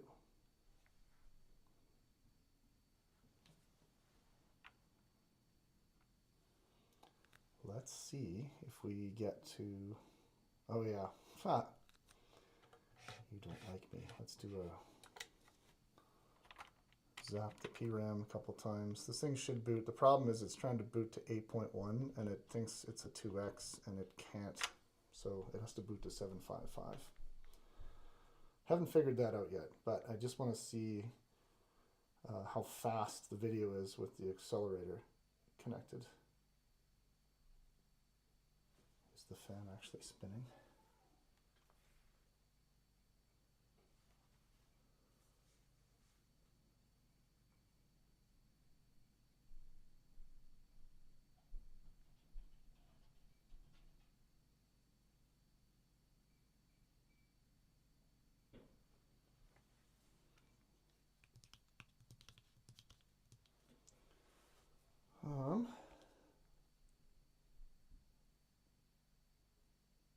It's trying to do something. Let me just see if it's actually, I can't see if it's doing something. Hang on.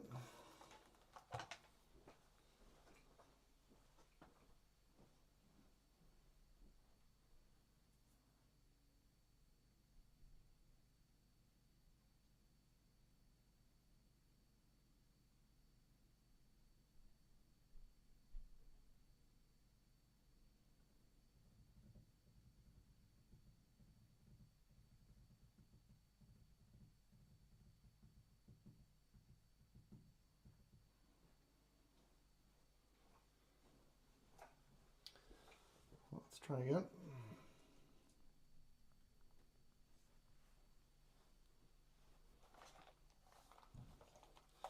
That was funny trying to play an MP3 with no speaker attached. That's one of the smarter things I've done in a while.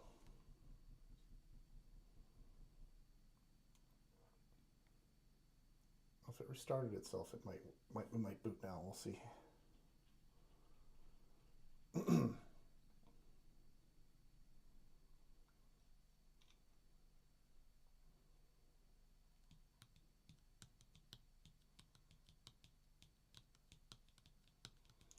I'm going to boot to the ROM disk again. I might have to just kind of tell it like, hey, wake up.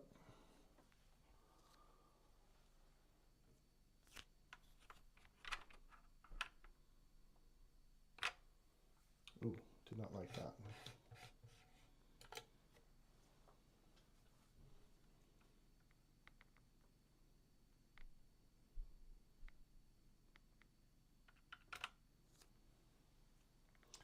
Oh, it's not happy, which is irritating.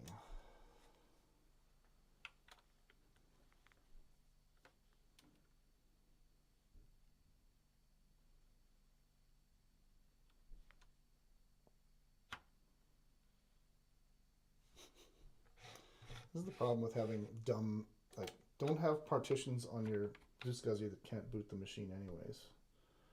We're going to try booting without extensions and see what happens.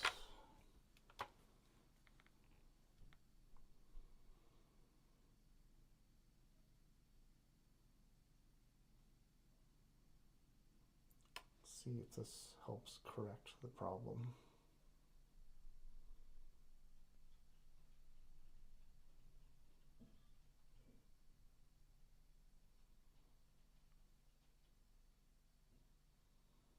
Nope, it's going to try reboot. I'm going to hold down the shift key to disable extensions just to see if it wants to smarten up. But if not, we'll try a different SD card. Might be able to. I'd love to see 8.1 running on here with color. That would be cool. I'm pretty sure one of these cards has 8.1 running on it.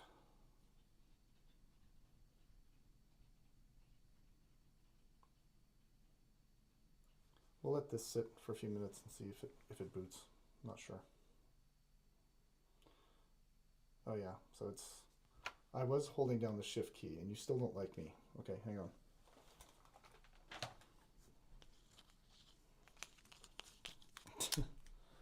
Work! Come on! I know you can do it! I've got a, I think I have an SD card extension over here. Where is it? There it is. Yay!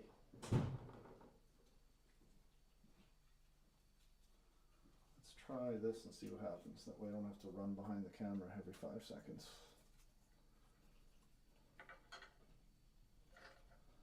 Turn this off.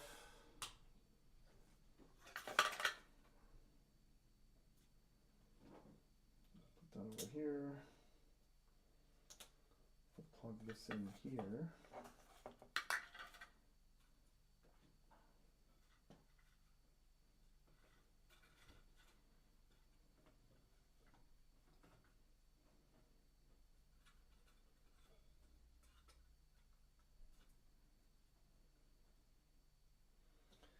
Okay, I've got, I can do cards from the front now instead of having to run around like a California lane change or something. All right, let's see what happens here. If we keep getting those type 11 errors, it means that it doesn't like the fact that we don't have the proper extensions maybe for that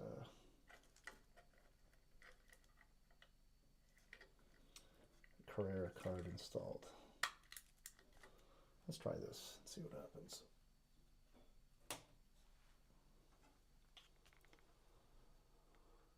See if this SD card wants to help us out.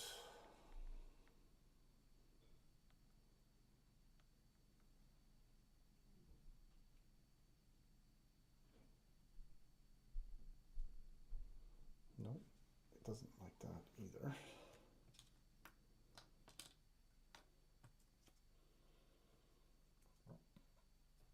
Let's try booting to the RAM and see if it sees it. This is the beauty of the KMac custom ROM, is you can usually boot it to get to a desktop of some kind. Nope, it does not like that at all. Try it again.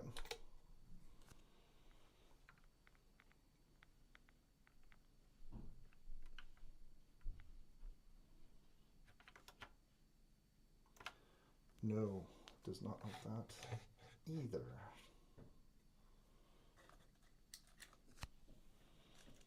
All right, let's see what happens if we do this. Huh. I think I have to make a floppy with the Carrera extension on it or something, because yeah, it's not having a good time here.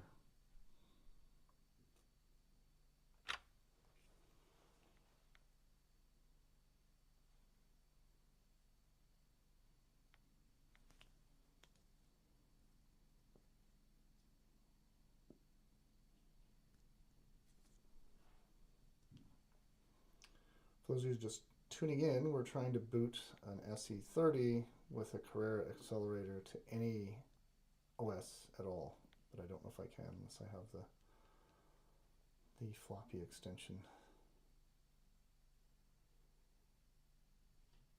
Oh, this is weird.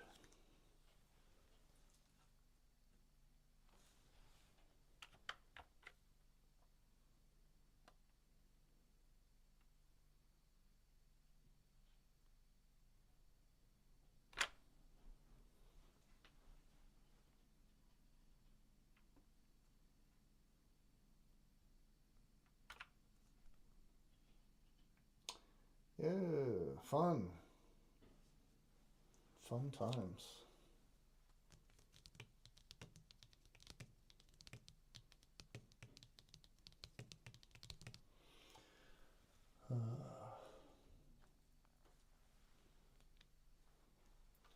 I hate it when it says press shift to hold down to disable extensions and it still doesn't boot anyway. It's like, well, don't get my hopes up.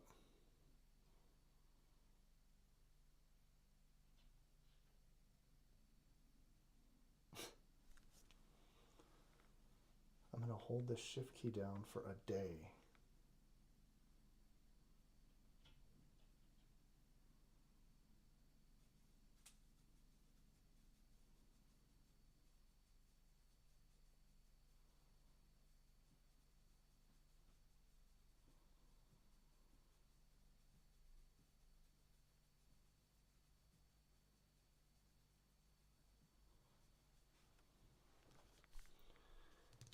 Oh, yeah, this does not like that. So we'll try putting the original card back in and see.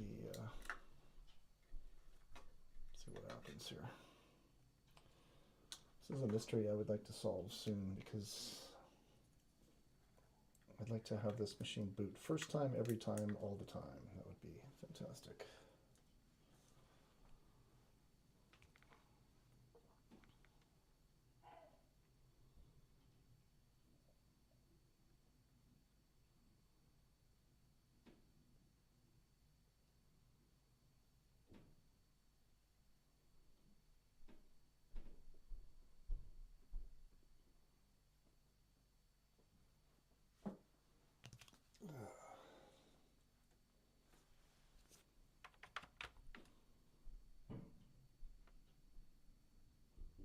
Might have to create a custom image with the 2x thing in it that makes the computer think it's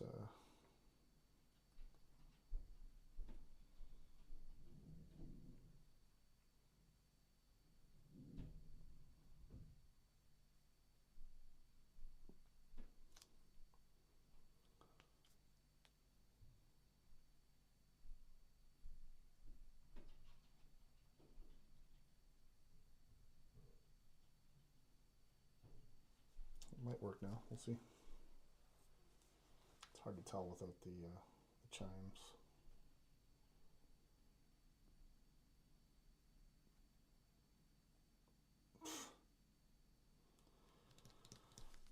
Oh, goodness. It's irritating.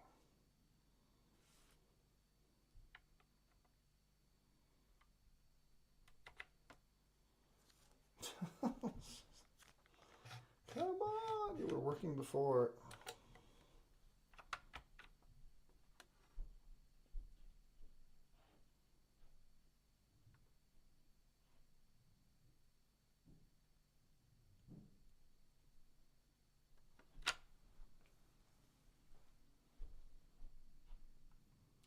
Frustrating.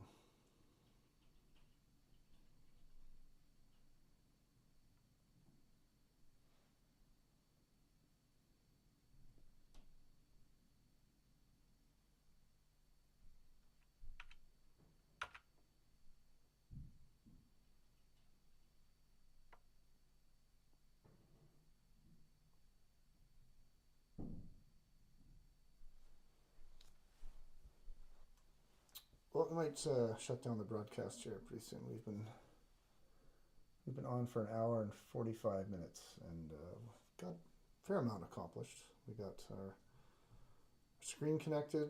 We got the card installed. We made sure that maybe I'll plug in the hard drive and see if it boots to that. I don't know. It doesn't seem to like the accelerator card when it doesn't have the proper setup.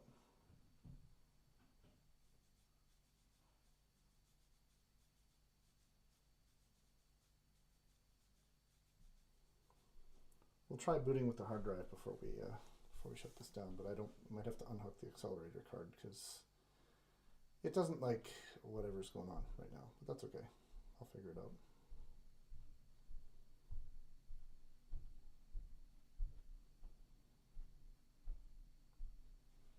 Okay, well, we're going to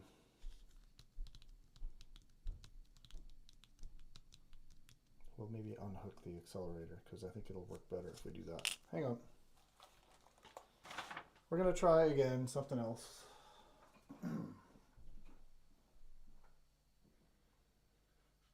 This off. We will unhook this.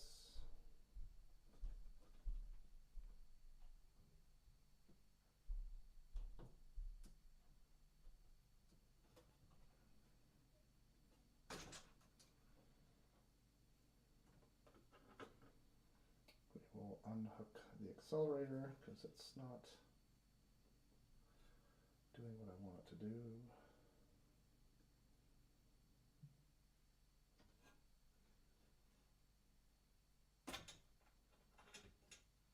We'll figure that out later.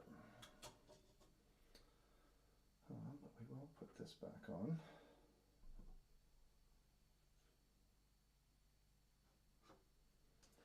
And we're going to disconnect this. going to disconnect the blue SCSI, and we're going to hook up this SCSI hard drive and see what happens. Oh. Let's actually power this guy.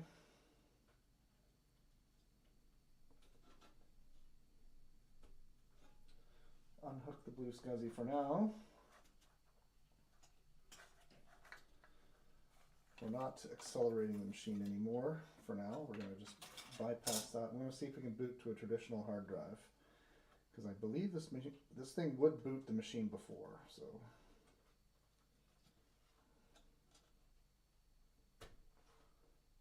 be careful not to knock that screen over, because we're sort of running things in a way that's not maybe the best idea. But all right, we're going to turn this on, and we're actually going to see if we have a hard drive.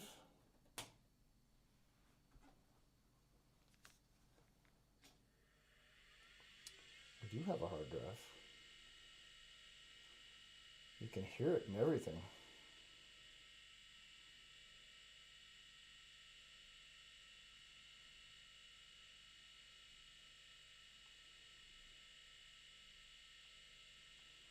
If I recall, there should be a bootable OS on this drive.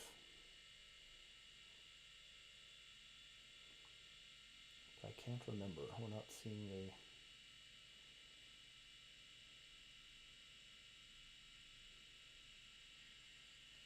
Let's do a PRAM reset here.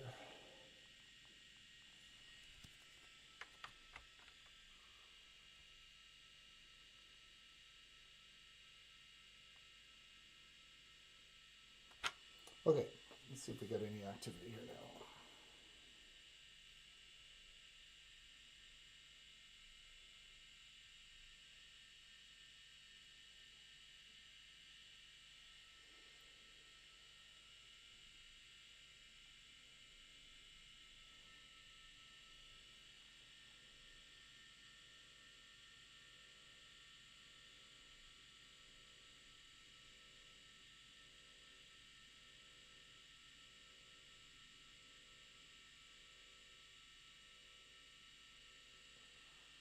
We're not seeing any drive activity lights here, which is strange.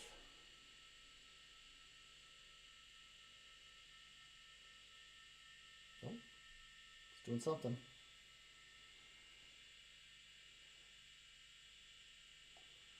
I don't know why the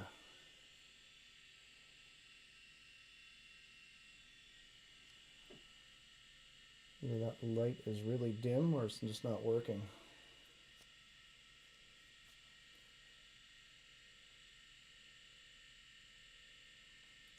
We should be seeing this activity light flashing here, and it's not doing anything.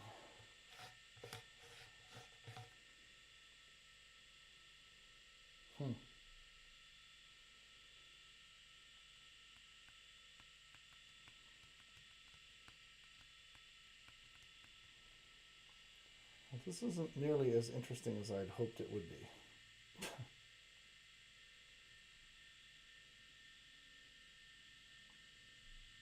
Let me reboot to the ROM and just see if this hard drive needs some diagnostics or something. Something's not happy with it.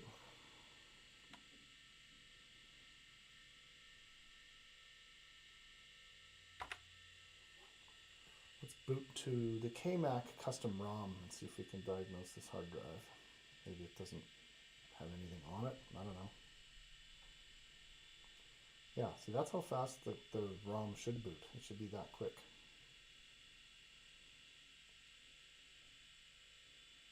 Either that or this hard drive is just not happy and it doesn't want to cooperate. Oh, interesting. It's rebuilding the desktop file. Okay.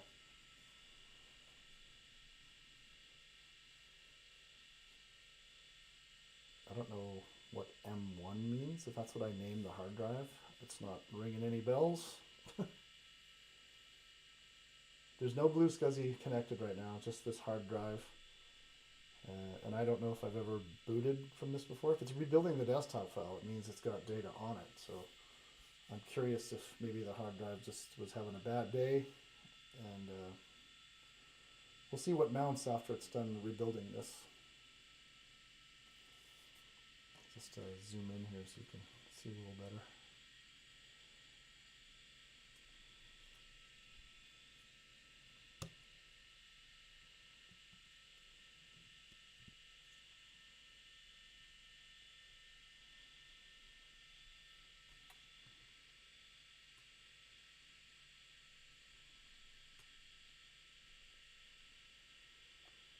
It is doing something, so I'm curious to see if we might be able to boot to this drive after it's done rebuilding. Seems to me this thing had 7.5.5 on it. Some of the SD cards I have do have 8.1 running on it, which I would like to see. Because if you can run 8.1 with color on the SE30, that's kind of the ultimate. I've done it with grayscale, but not with color, so this would be interesting. Rebuilding the desktop. We've been streaming for almost 2 hours, and it's almost, well, it's 5:30, so. Curious to see what's on this drive, what kind of games we have. And once we get the Carrera installed, we'll be able to run Marathon with pretty high frame rates. We can run Beyond Castle Wolfenstein, or Wolfenstein 3D, I should say. We should be able to run some fairly sizable games on this, which should be cool.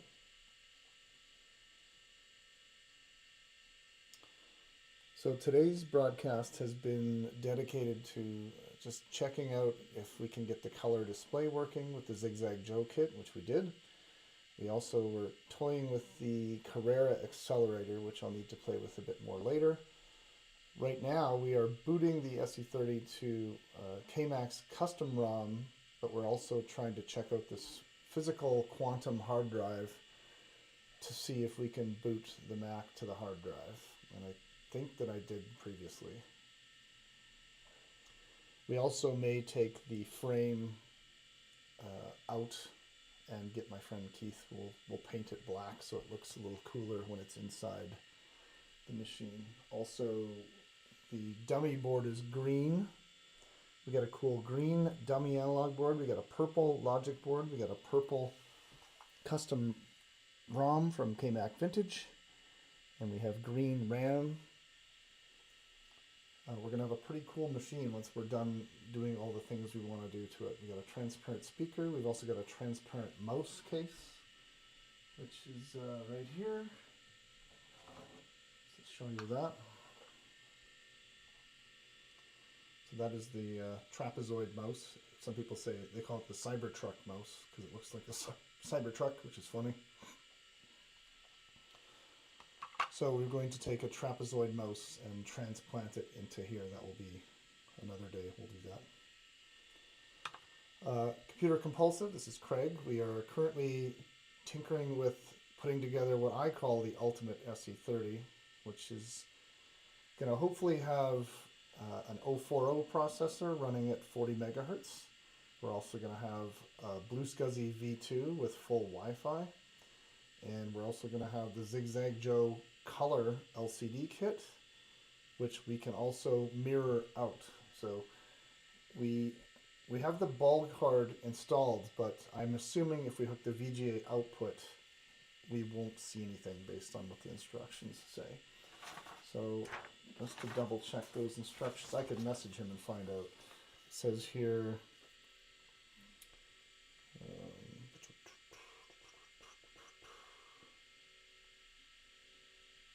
we also need to hook up a fan to this too. I've got a squirrel fan we want to use, which I think is interesting. It'll be pretty quiet. But we're just running things openly without a fan right now. But there's terminals on the analog board for stripping wire and just tightening them up, so no soldering needed. What is that other instruction thing here? Yeah, so it says here, users of balls Ethernet riser. You must solder the 12-volt jumper in the rear of the riser, or you will not get video output. So I've not done that. That would mean that if we tried to hook up a VGA display right now, we wouldn't see anything. No compatibility issues. It says System 6 to 8.1 AUX. I have not booted my SE30 to AUX yet, but I hope to. I do have a card I'm working on. Compatible 2SI SE30 and third-party ROMs in 24-bit and 32-bit modes. Highly recommended to have recap logic board and recap retrofitted power supply. This is a brand new power supply, and this is a brand new SE30 reloaded board, so I got no issues there. We're almost done rebuilding this desktop file. Curious to see what's on this hard drive. We'll be looking at that very shortly, and then maybe if we're lucky, we'll be able to boot that hard drive, which would be cool. It's getting closer. This hard drive might need some Norton Utilities TLC, because it doesn't, I don't know, feels like it's struggling. Either that or the drive is huge and this is taking forever to rebuild the catalog.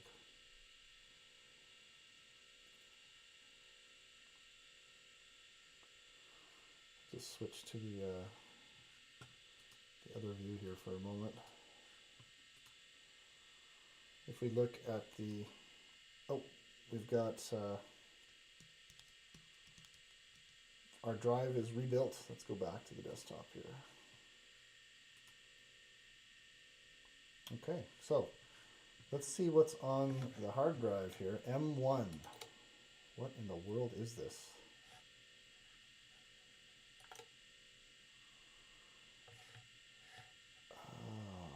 What? Okay, I think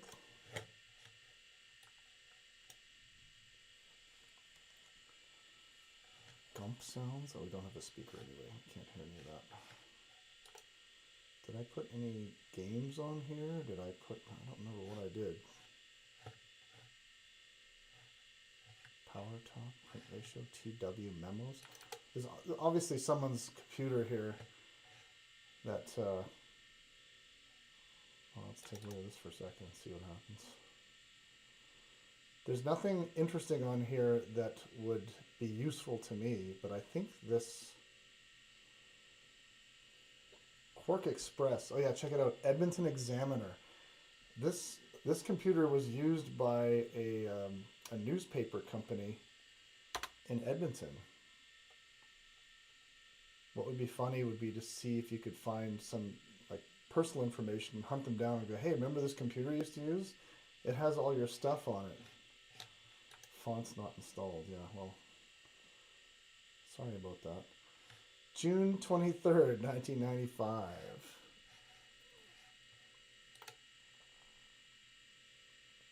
Oh, this is wild. So there's information on here that's literally from a newspaper from like the mid-90s. Let's go to our control panels and see if we can get some color going here. This is interesting. I'm not sure how big this hard drive is either. Let's take a look and find out. PowerBook. Yeah, we don't have any PowerBooks here. Where's the monitors? There we go. Colors. Thousands. Boom. There we got a color Apple logo now. It's hiding behind the... Sorry about all the jiggly stuff here. Okay. M1. What does that mean?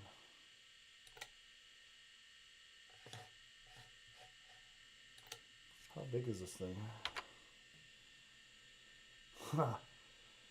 This is an 80 megabyte drive, folks. 80 megabytes.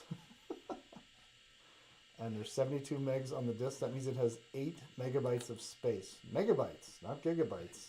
Megabytes. Crazy. These are sounds from Forrest Gump. We could hear these if we had a speaker hooked up. What else is in here? Page numbers, budget files. Wow.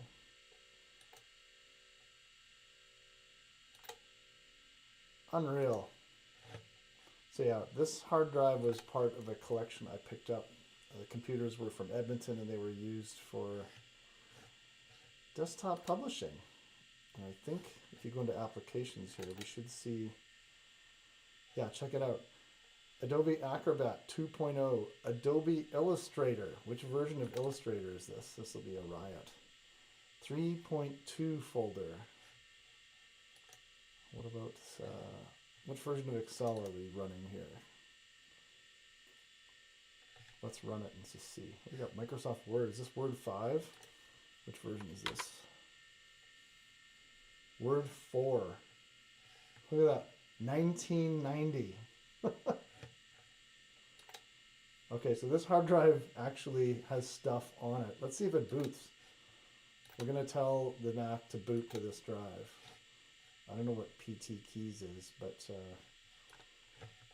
here's our startup. How do we change that? Actually, the KMac ROM should have a, I wish this window was up here automatically. There should be a system picker in here where we can actually select what we're doing. Oh, we got speedometer, cool. Let's check out the Tattletech and see what it says about this. Alright, we've got SE30, 32-bit capable. Let's take a look at Zigzag Joe's hardware, PDS slots. 30 video HCV 1.0, vendor ID Zigzag Joe. Functional resources, display type. What's our resolution here? MacCon 30 SI. Ball put the firmware on there, so this card thinks it's a MacCon, which is great. And let's take a look at, oh, we gotta look at displays. Monitors, there we go. 640 by 480 pixels. New bus slot, $0A. Okay. Pixel depth, 65,000 colors. Video memory needed, 640. Okay, interesting. Let's close this down. And we're going to try booting to this drive just to see what happens. So let's select System Picker. It's going to look for a system of some kind. If we're lucky, we'll actually be able to boot the hard drive with system folder old. I don't know what that means. Let's try this and see what happens. We'll see if this computer boots to the actual 80 megabyte hard drive.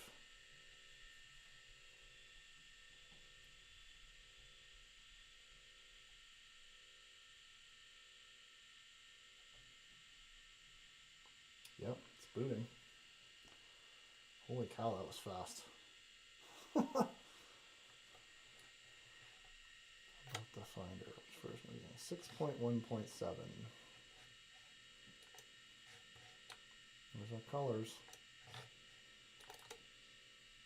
Okay, we just booted to a hard drive pretty quickly. I don't know if there's any games in here or not. A Rose After Dark. Oh, cool. Oh, it might need to be in the control panels folder. Let's see what's in the control panels folder. System folder.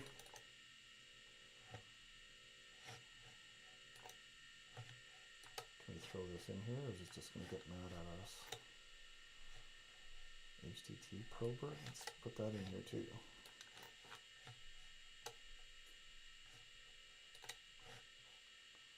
Let's restart and see what happens. Making some progress here.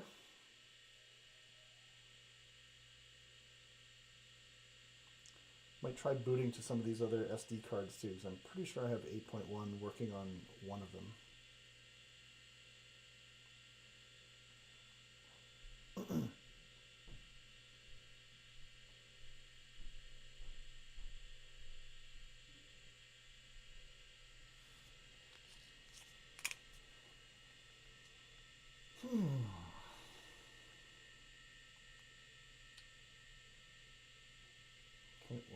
getting any love there.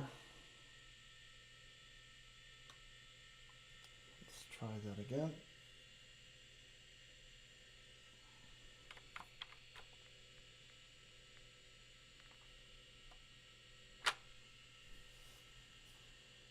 See what happens.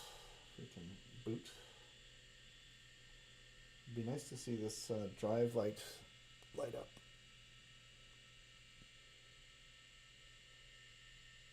The light's burnt out, or it's maybe plugged into the wrong thing. I don't know.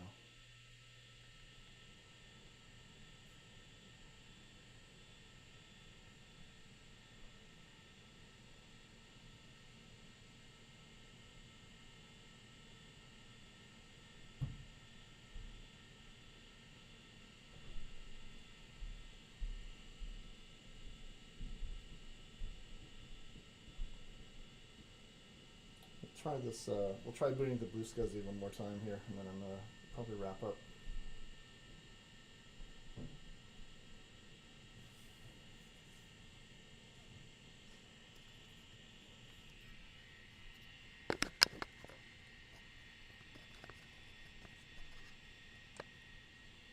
Just move the microphone a little closer so it's not so distant sounding. This is not doing what I want it to do. So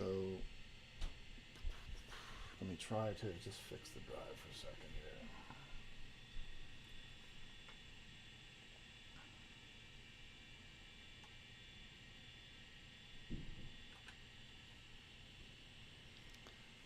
I don't know what's up with this drive, or if I just putting those extensions in maybe prevented it from booting properly.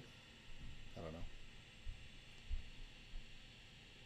If it said don't put these control panels in here and I put them in, that might be why it's not happy.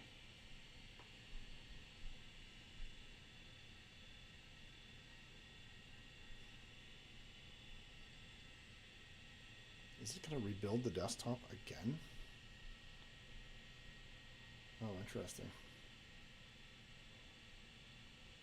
It's doing it quicker this time. This hard drive just could be it could be on the way out. It's pretty cool that an 80 meg drive still works though. I don't know if it's got. It might have Apple firmware on it, because if it came with the 80 meg drive, there should be an Apple sticker somewhere on the drive, meaning that it had came from the factory with Apple firmware.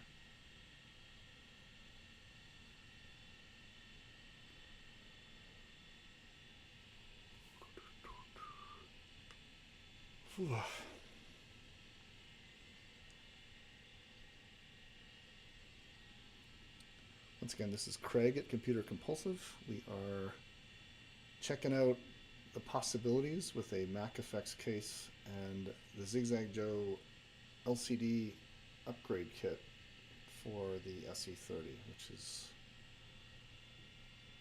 kind of one of the coolest things I've ever seen. As soon as I get speaker hooked up and the Blue SCSI with Wi-Fi working and the accelerator, I'll feel pretty darn cool.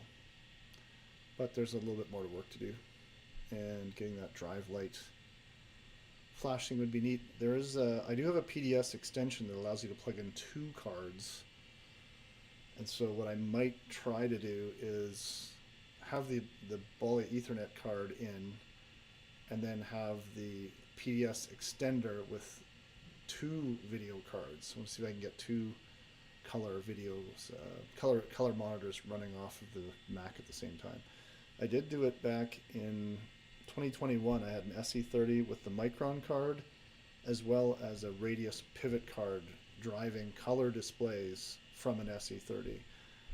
I would like to do that again, but I'd need to find where that PDS extension is, and then see if it'll work. As long as the video cards are on different addresses, it should be happy. I'm curious about this hard drive rebuilding the desktop file. We should run some maintenance on this drive before we try anything else. The hyperfocus is strong with this one.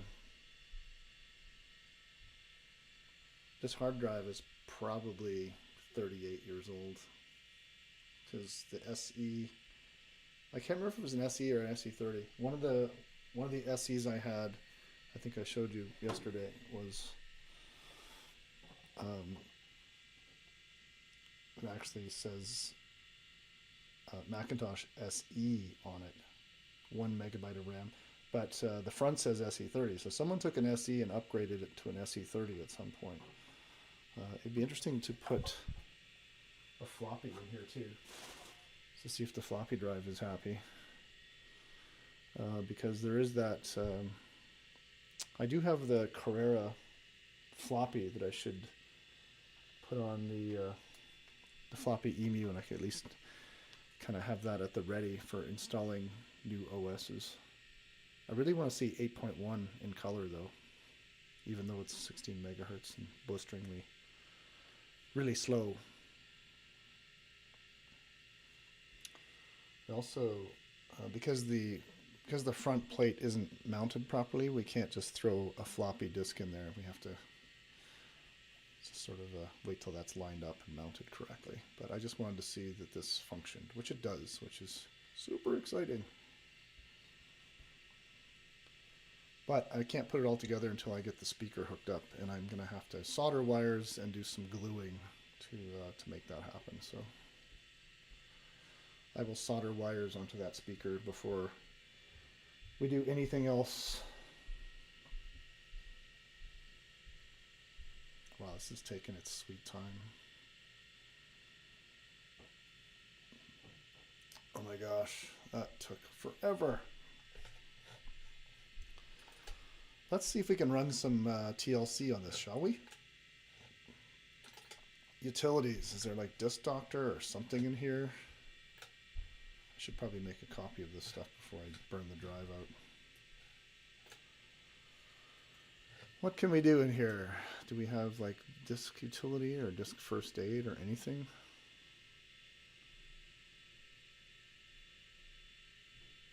I don't see.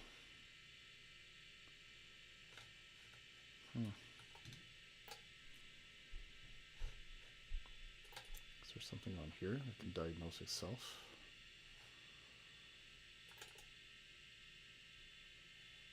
Nope, nothing in there. Apple extras, what's in here? Nope.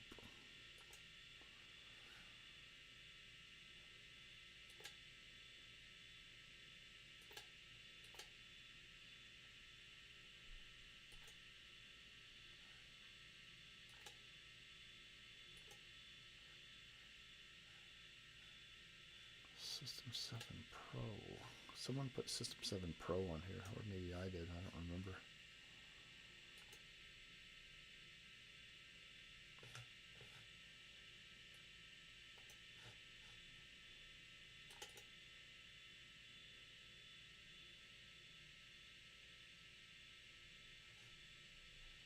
M1 Quantum LP8 OS. Yeah, it's an 80 meg drive, mounted. Info.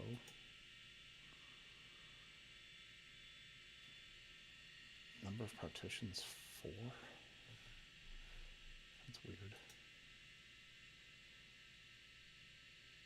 Okay. Well, we know that's working. Does After Dark want to work? No, it doesn't. What's in this systems folder? Oh, a whole bunch of stuff. Power Talk. 32-bit quick draw folder. Maybe we should try booting to the old system folder and see what happens.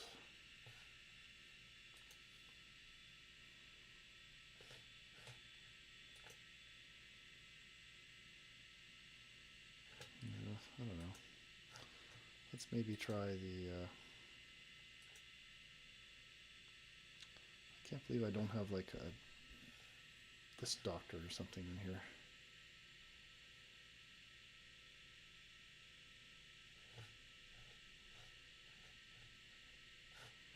Alright, well, I'm going to try booting to one of these other, the Blue Scuzzy things here, just to see if I can get 8.1 running. Hang on.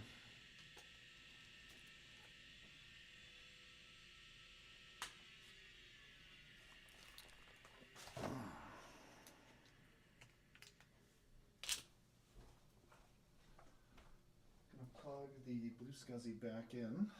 We'll unhook this hard drive power nonsense.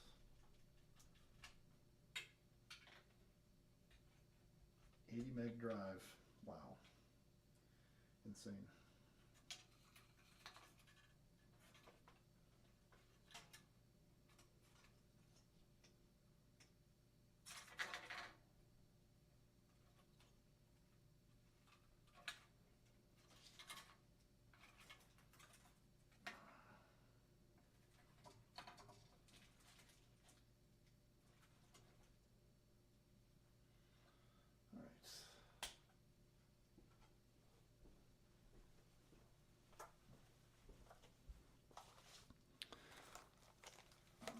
Let's see if this thing wants to boot up.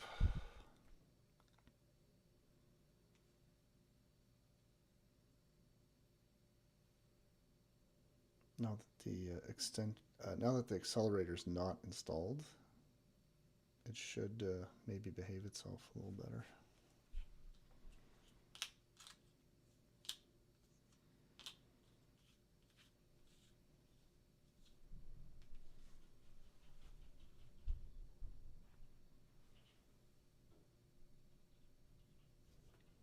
Holy cow, it's 6 o'clock already.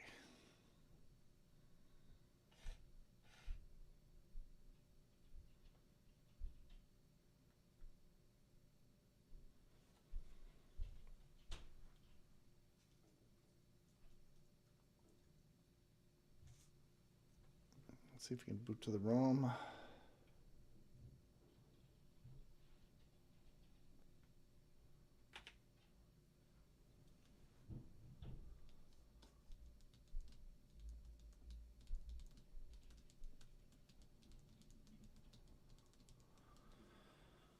This is irritating.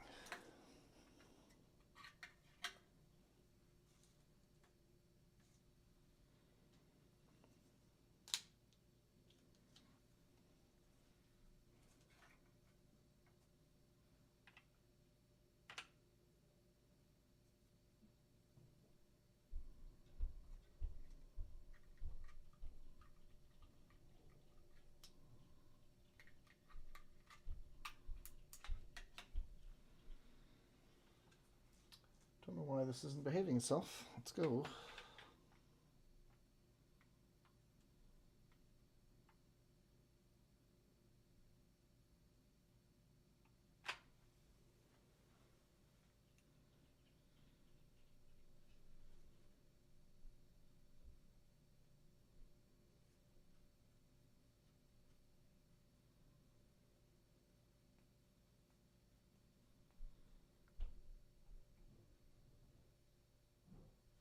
Super weird.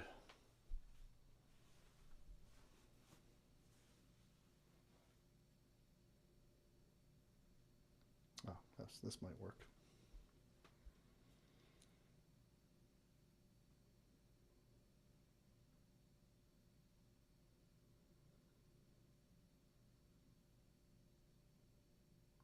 Oh, got something. This might be OS 8, or it could be 755, not sure. We'll find out.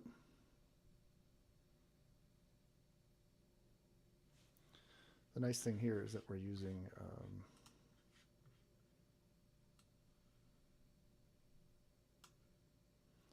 an SD card reader, so I don't have to reach through the back all the time.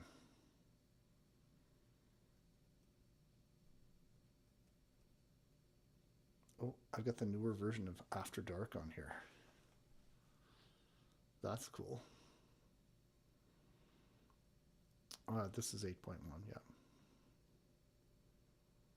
I wondered which games I have on here, if anything. Oh, yeah, this is definitely 8.1. Sweet. Okay, let's take a look at our... Yeah, this is wicked. Okay, check this out. Monitors. Give me the colors. Boom. 256 for now. Oh, yeah. That feels great. All right, so I think that's The Kingston card has 8.1 on it. Look at this, folks. We're running 8.1 on an SE30 in color. This does not happen very often at all. Oh, and look, I got some MIDI files on here. Is there anything in here? What's in here? Oh yeah, these are all the... I've got some MIDI files here from when I worked in my duo with my friend Todd. Oh, that's cool. There's Crossfire. These are all the things I programmed. Some of them I programmed, others I didn't. Cars testing. China Grove. Wow, this is neat. Heart-shaped box, YYZ. England, JPEG. Does this want to open up? No, it's not. You can't open a JPEG in Word. It doesn't work that way. Let's quit that and not be so dumb. Games. Well, let's open up. Well, we've got a JPEG viewer in here somewhere. We should be able to open these. That might be corrupted though. MTP console disk. Switch res. I wonder if we can change the resolution of this thing. 640 by 480. I don't know if we can change it. It'd be fun if you could force it to do more. Okay,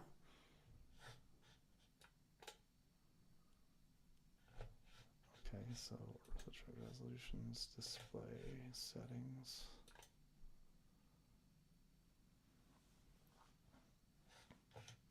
It's not going to let me do anything. Okay, let's just turn this off because we don't really care.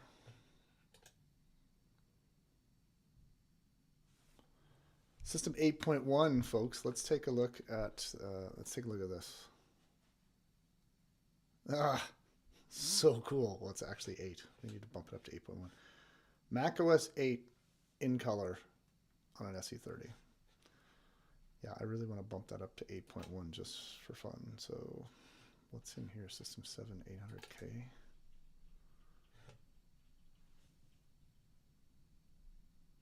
Oh, those are just the install disks. Okay. Let's check out our games folder, and then I have to go and eat some food.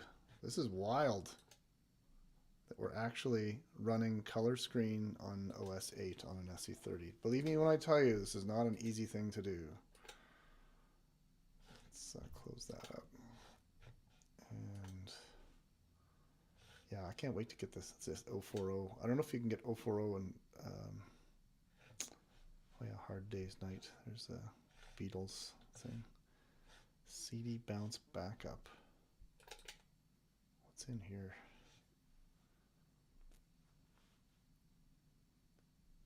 Oh yeah, these are old files from...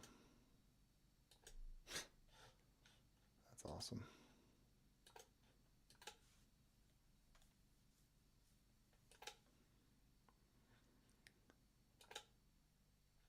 Okay, that's cool. Those are audio files that I can actually listen to later. Where's my games folder? Here it is. What's in here? We got Maelstrom in here. Anything usable on a color screen? Give me something good. Oh, there's Maelstrom. Sweet. Let's go ahead and run this and see what happens. Come on, Maelstrom. Oh, I wish I had speakers hooked up. Oh man, that's so cool. 640 by 480. We're running color games on an SE30 natively. What are you talking about?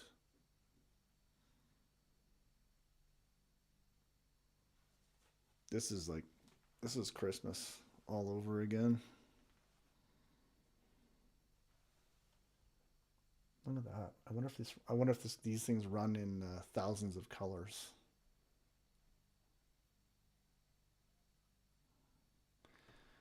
Have you sent in your registration? Not yet. Wait a few decades and I might do it. All right, let's try playing Maelstrom and see what happens.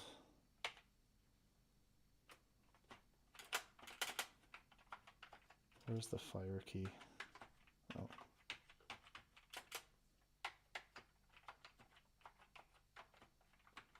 control is fire.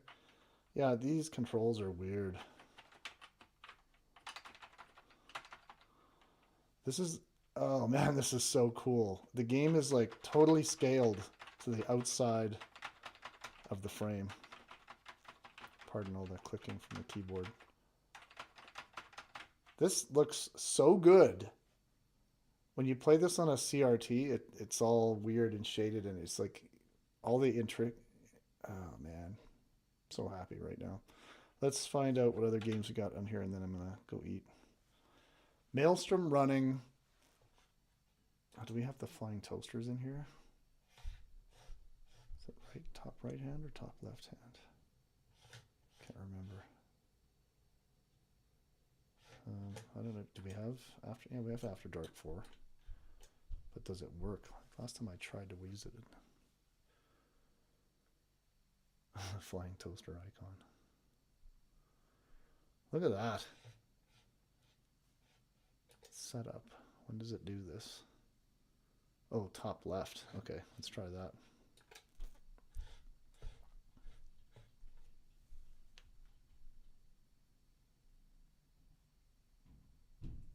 Yeah, for some reason it wouldn't do it in demo mode.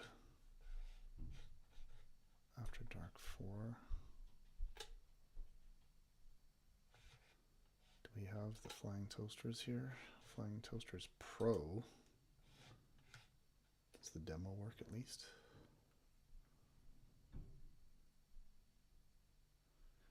Yeah. Oh, here we go.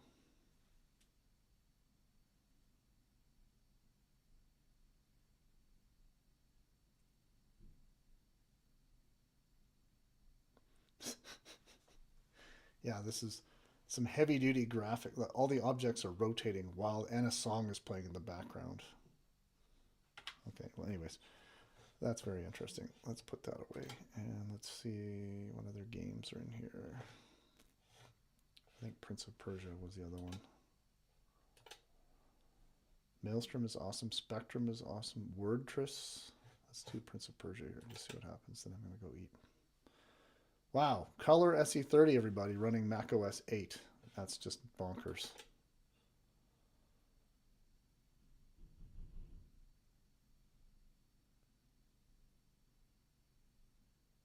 We have color screen on Prince of Persia. There it is. Wow.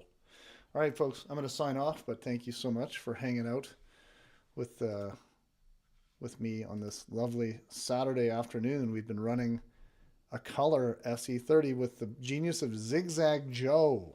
Zigzag Joe, man, I'm your biggest fan. This is so cool. We need to do a live stream or an interview at some point just to thank you for all of your brilliance. Color SE30 running Prince of Persia, Maelstrom, and other 640 by 480 VGA games natively. And man, does this thing ever look good. The bezel around the outside is like completely unnoticeable. It's symmetrical. It's bright. It's absolutely perfect. And so I'm going to sign off. It's time for me to eat. We're going to do another broadcast maybe tomorrow and do some more tinkering here. So anyways, my thanks to everybody who tuned in. If you hung out with me for the whole 2.5 hours, we did a lot of tinkering and experimenting, but we got a color screen working natively in an SE30. Look at that. So happy right now. I'll be happier once this thing's all buttoned up and properly running. But wow, Color SE30, everybody. More to come. Stay tuned for future updates.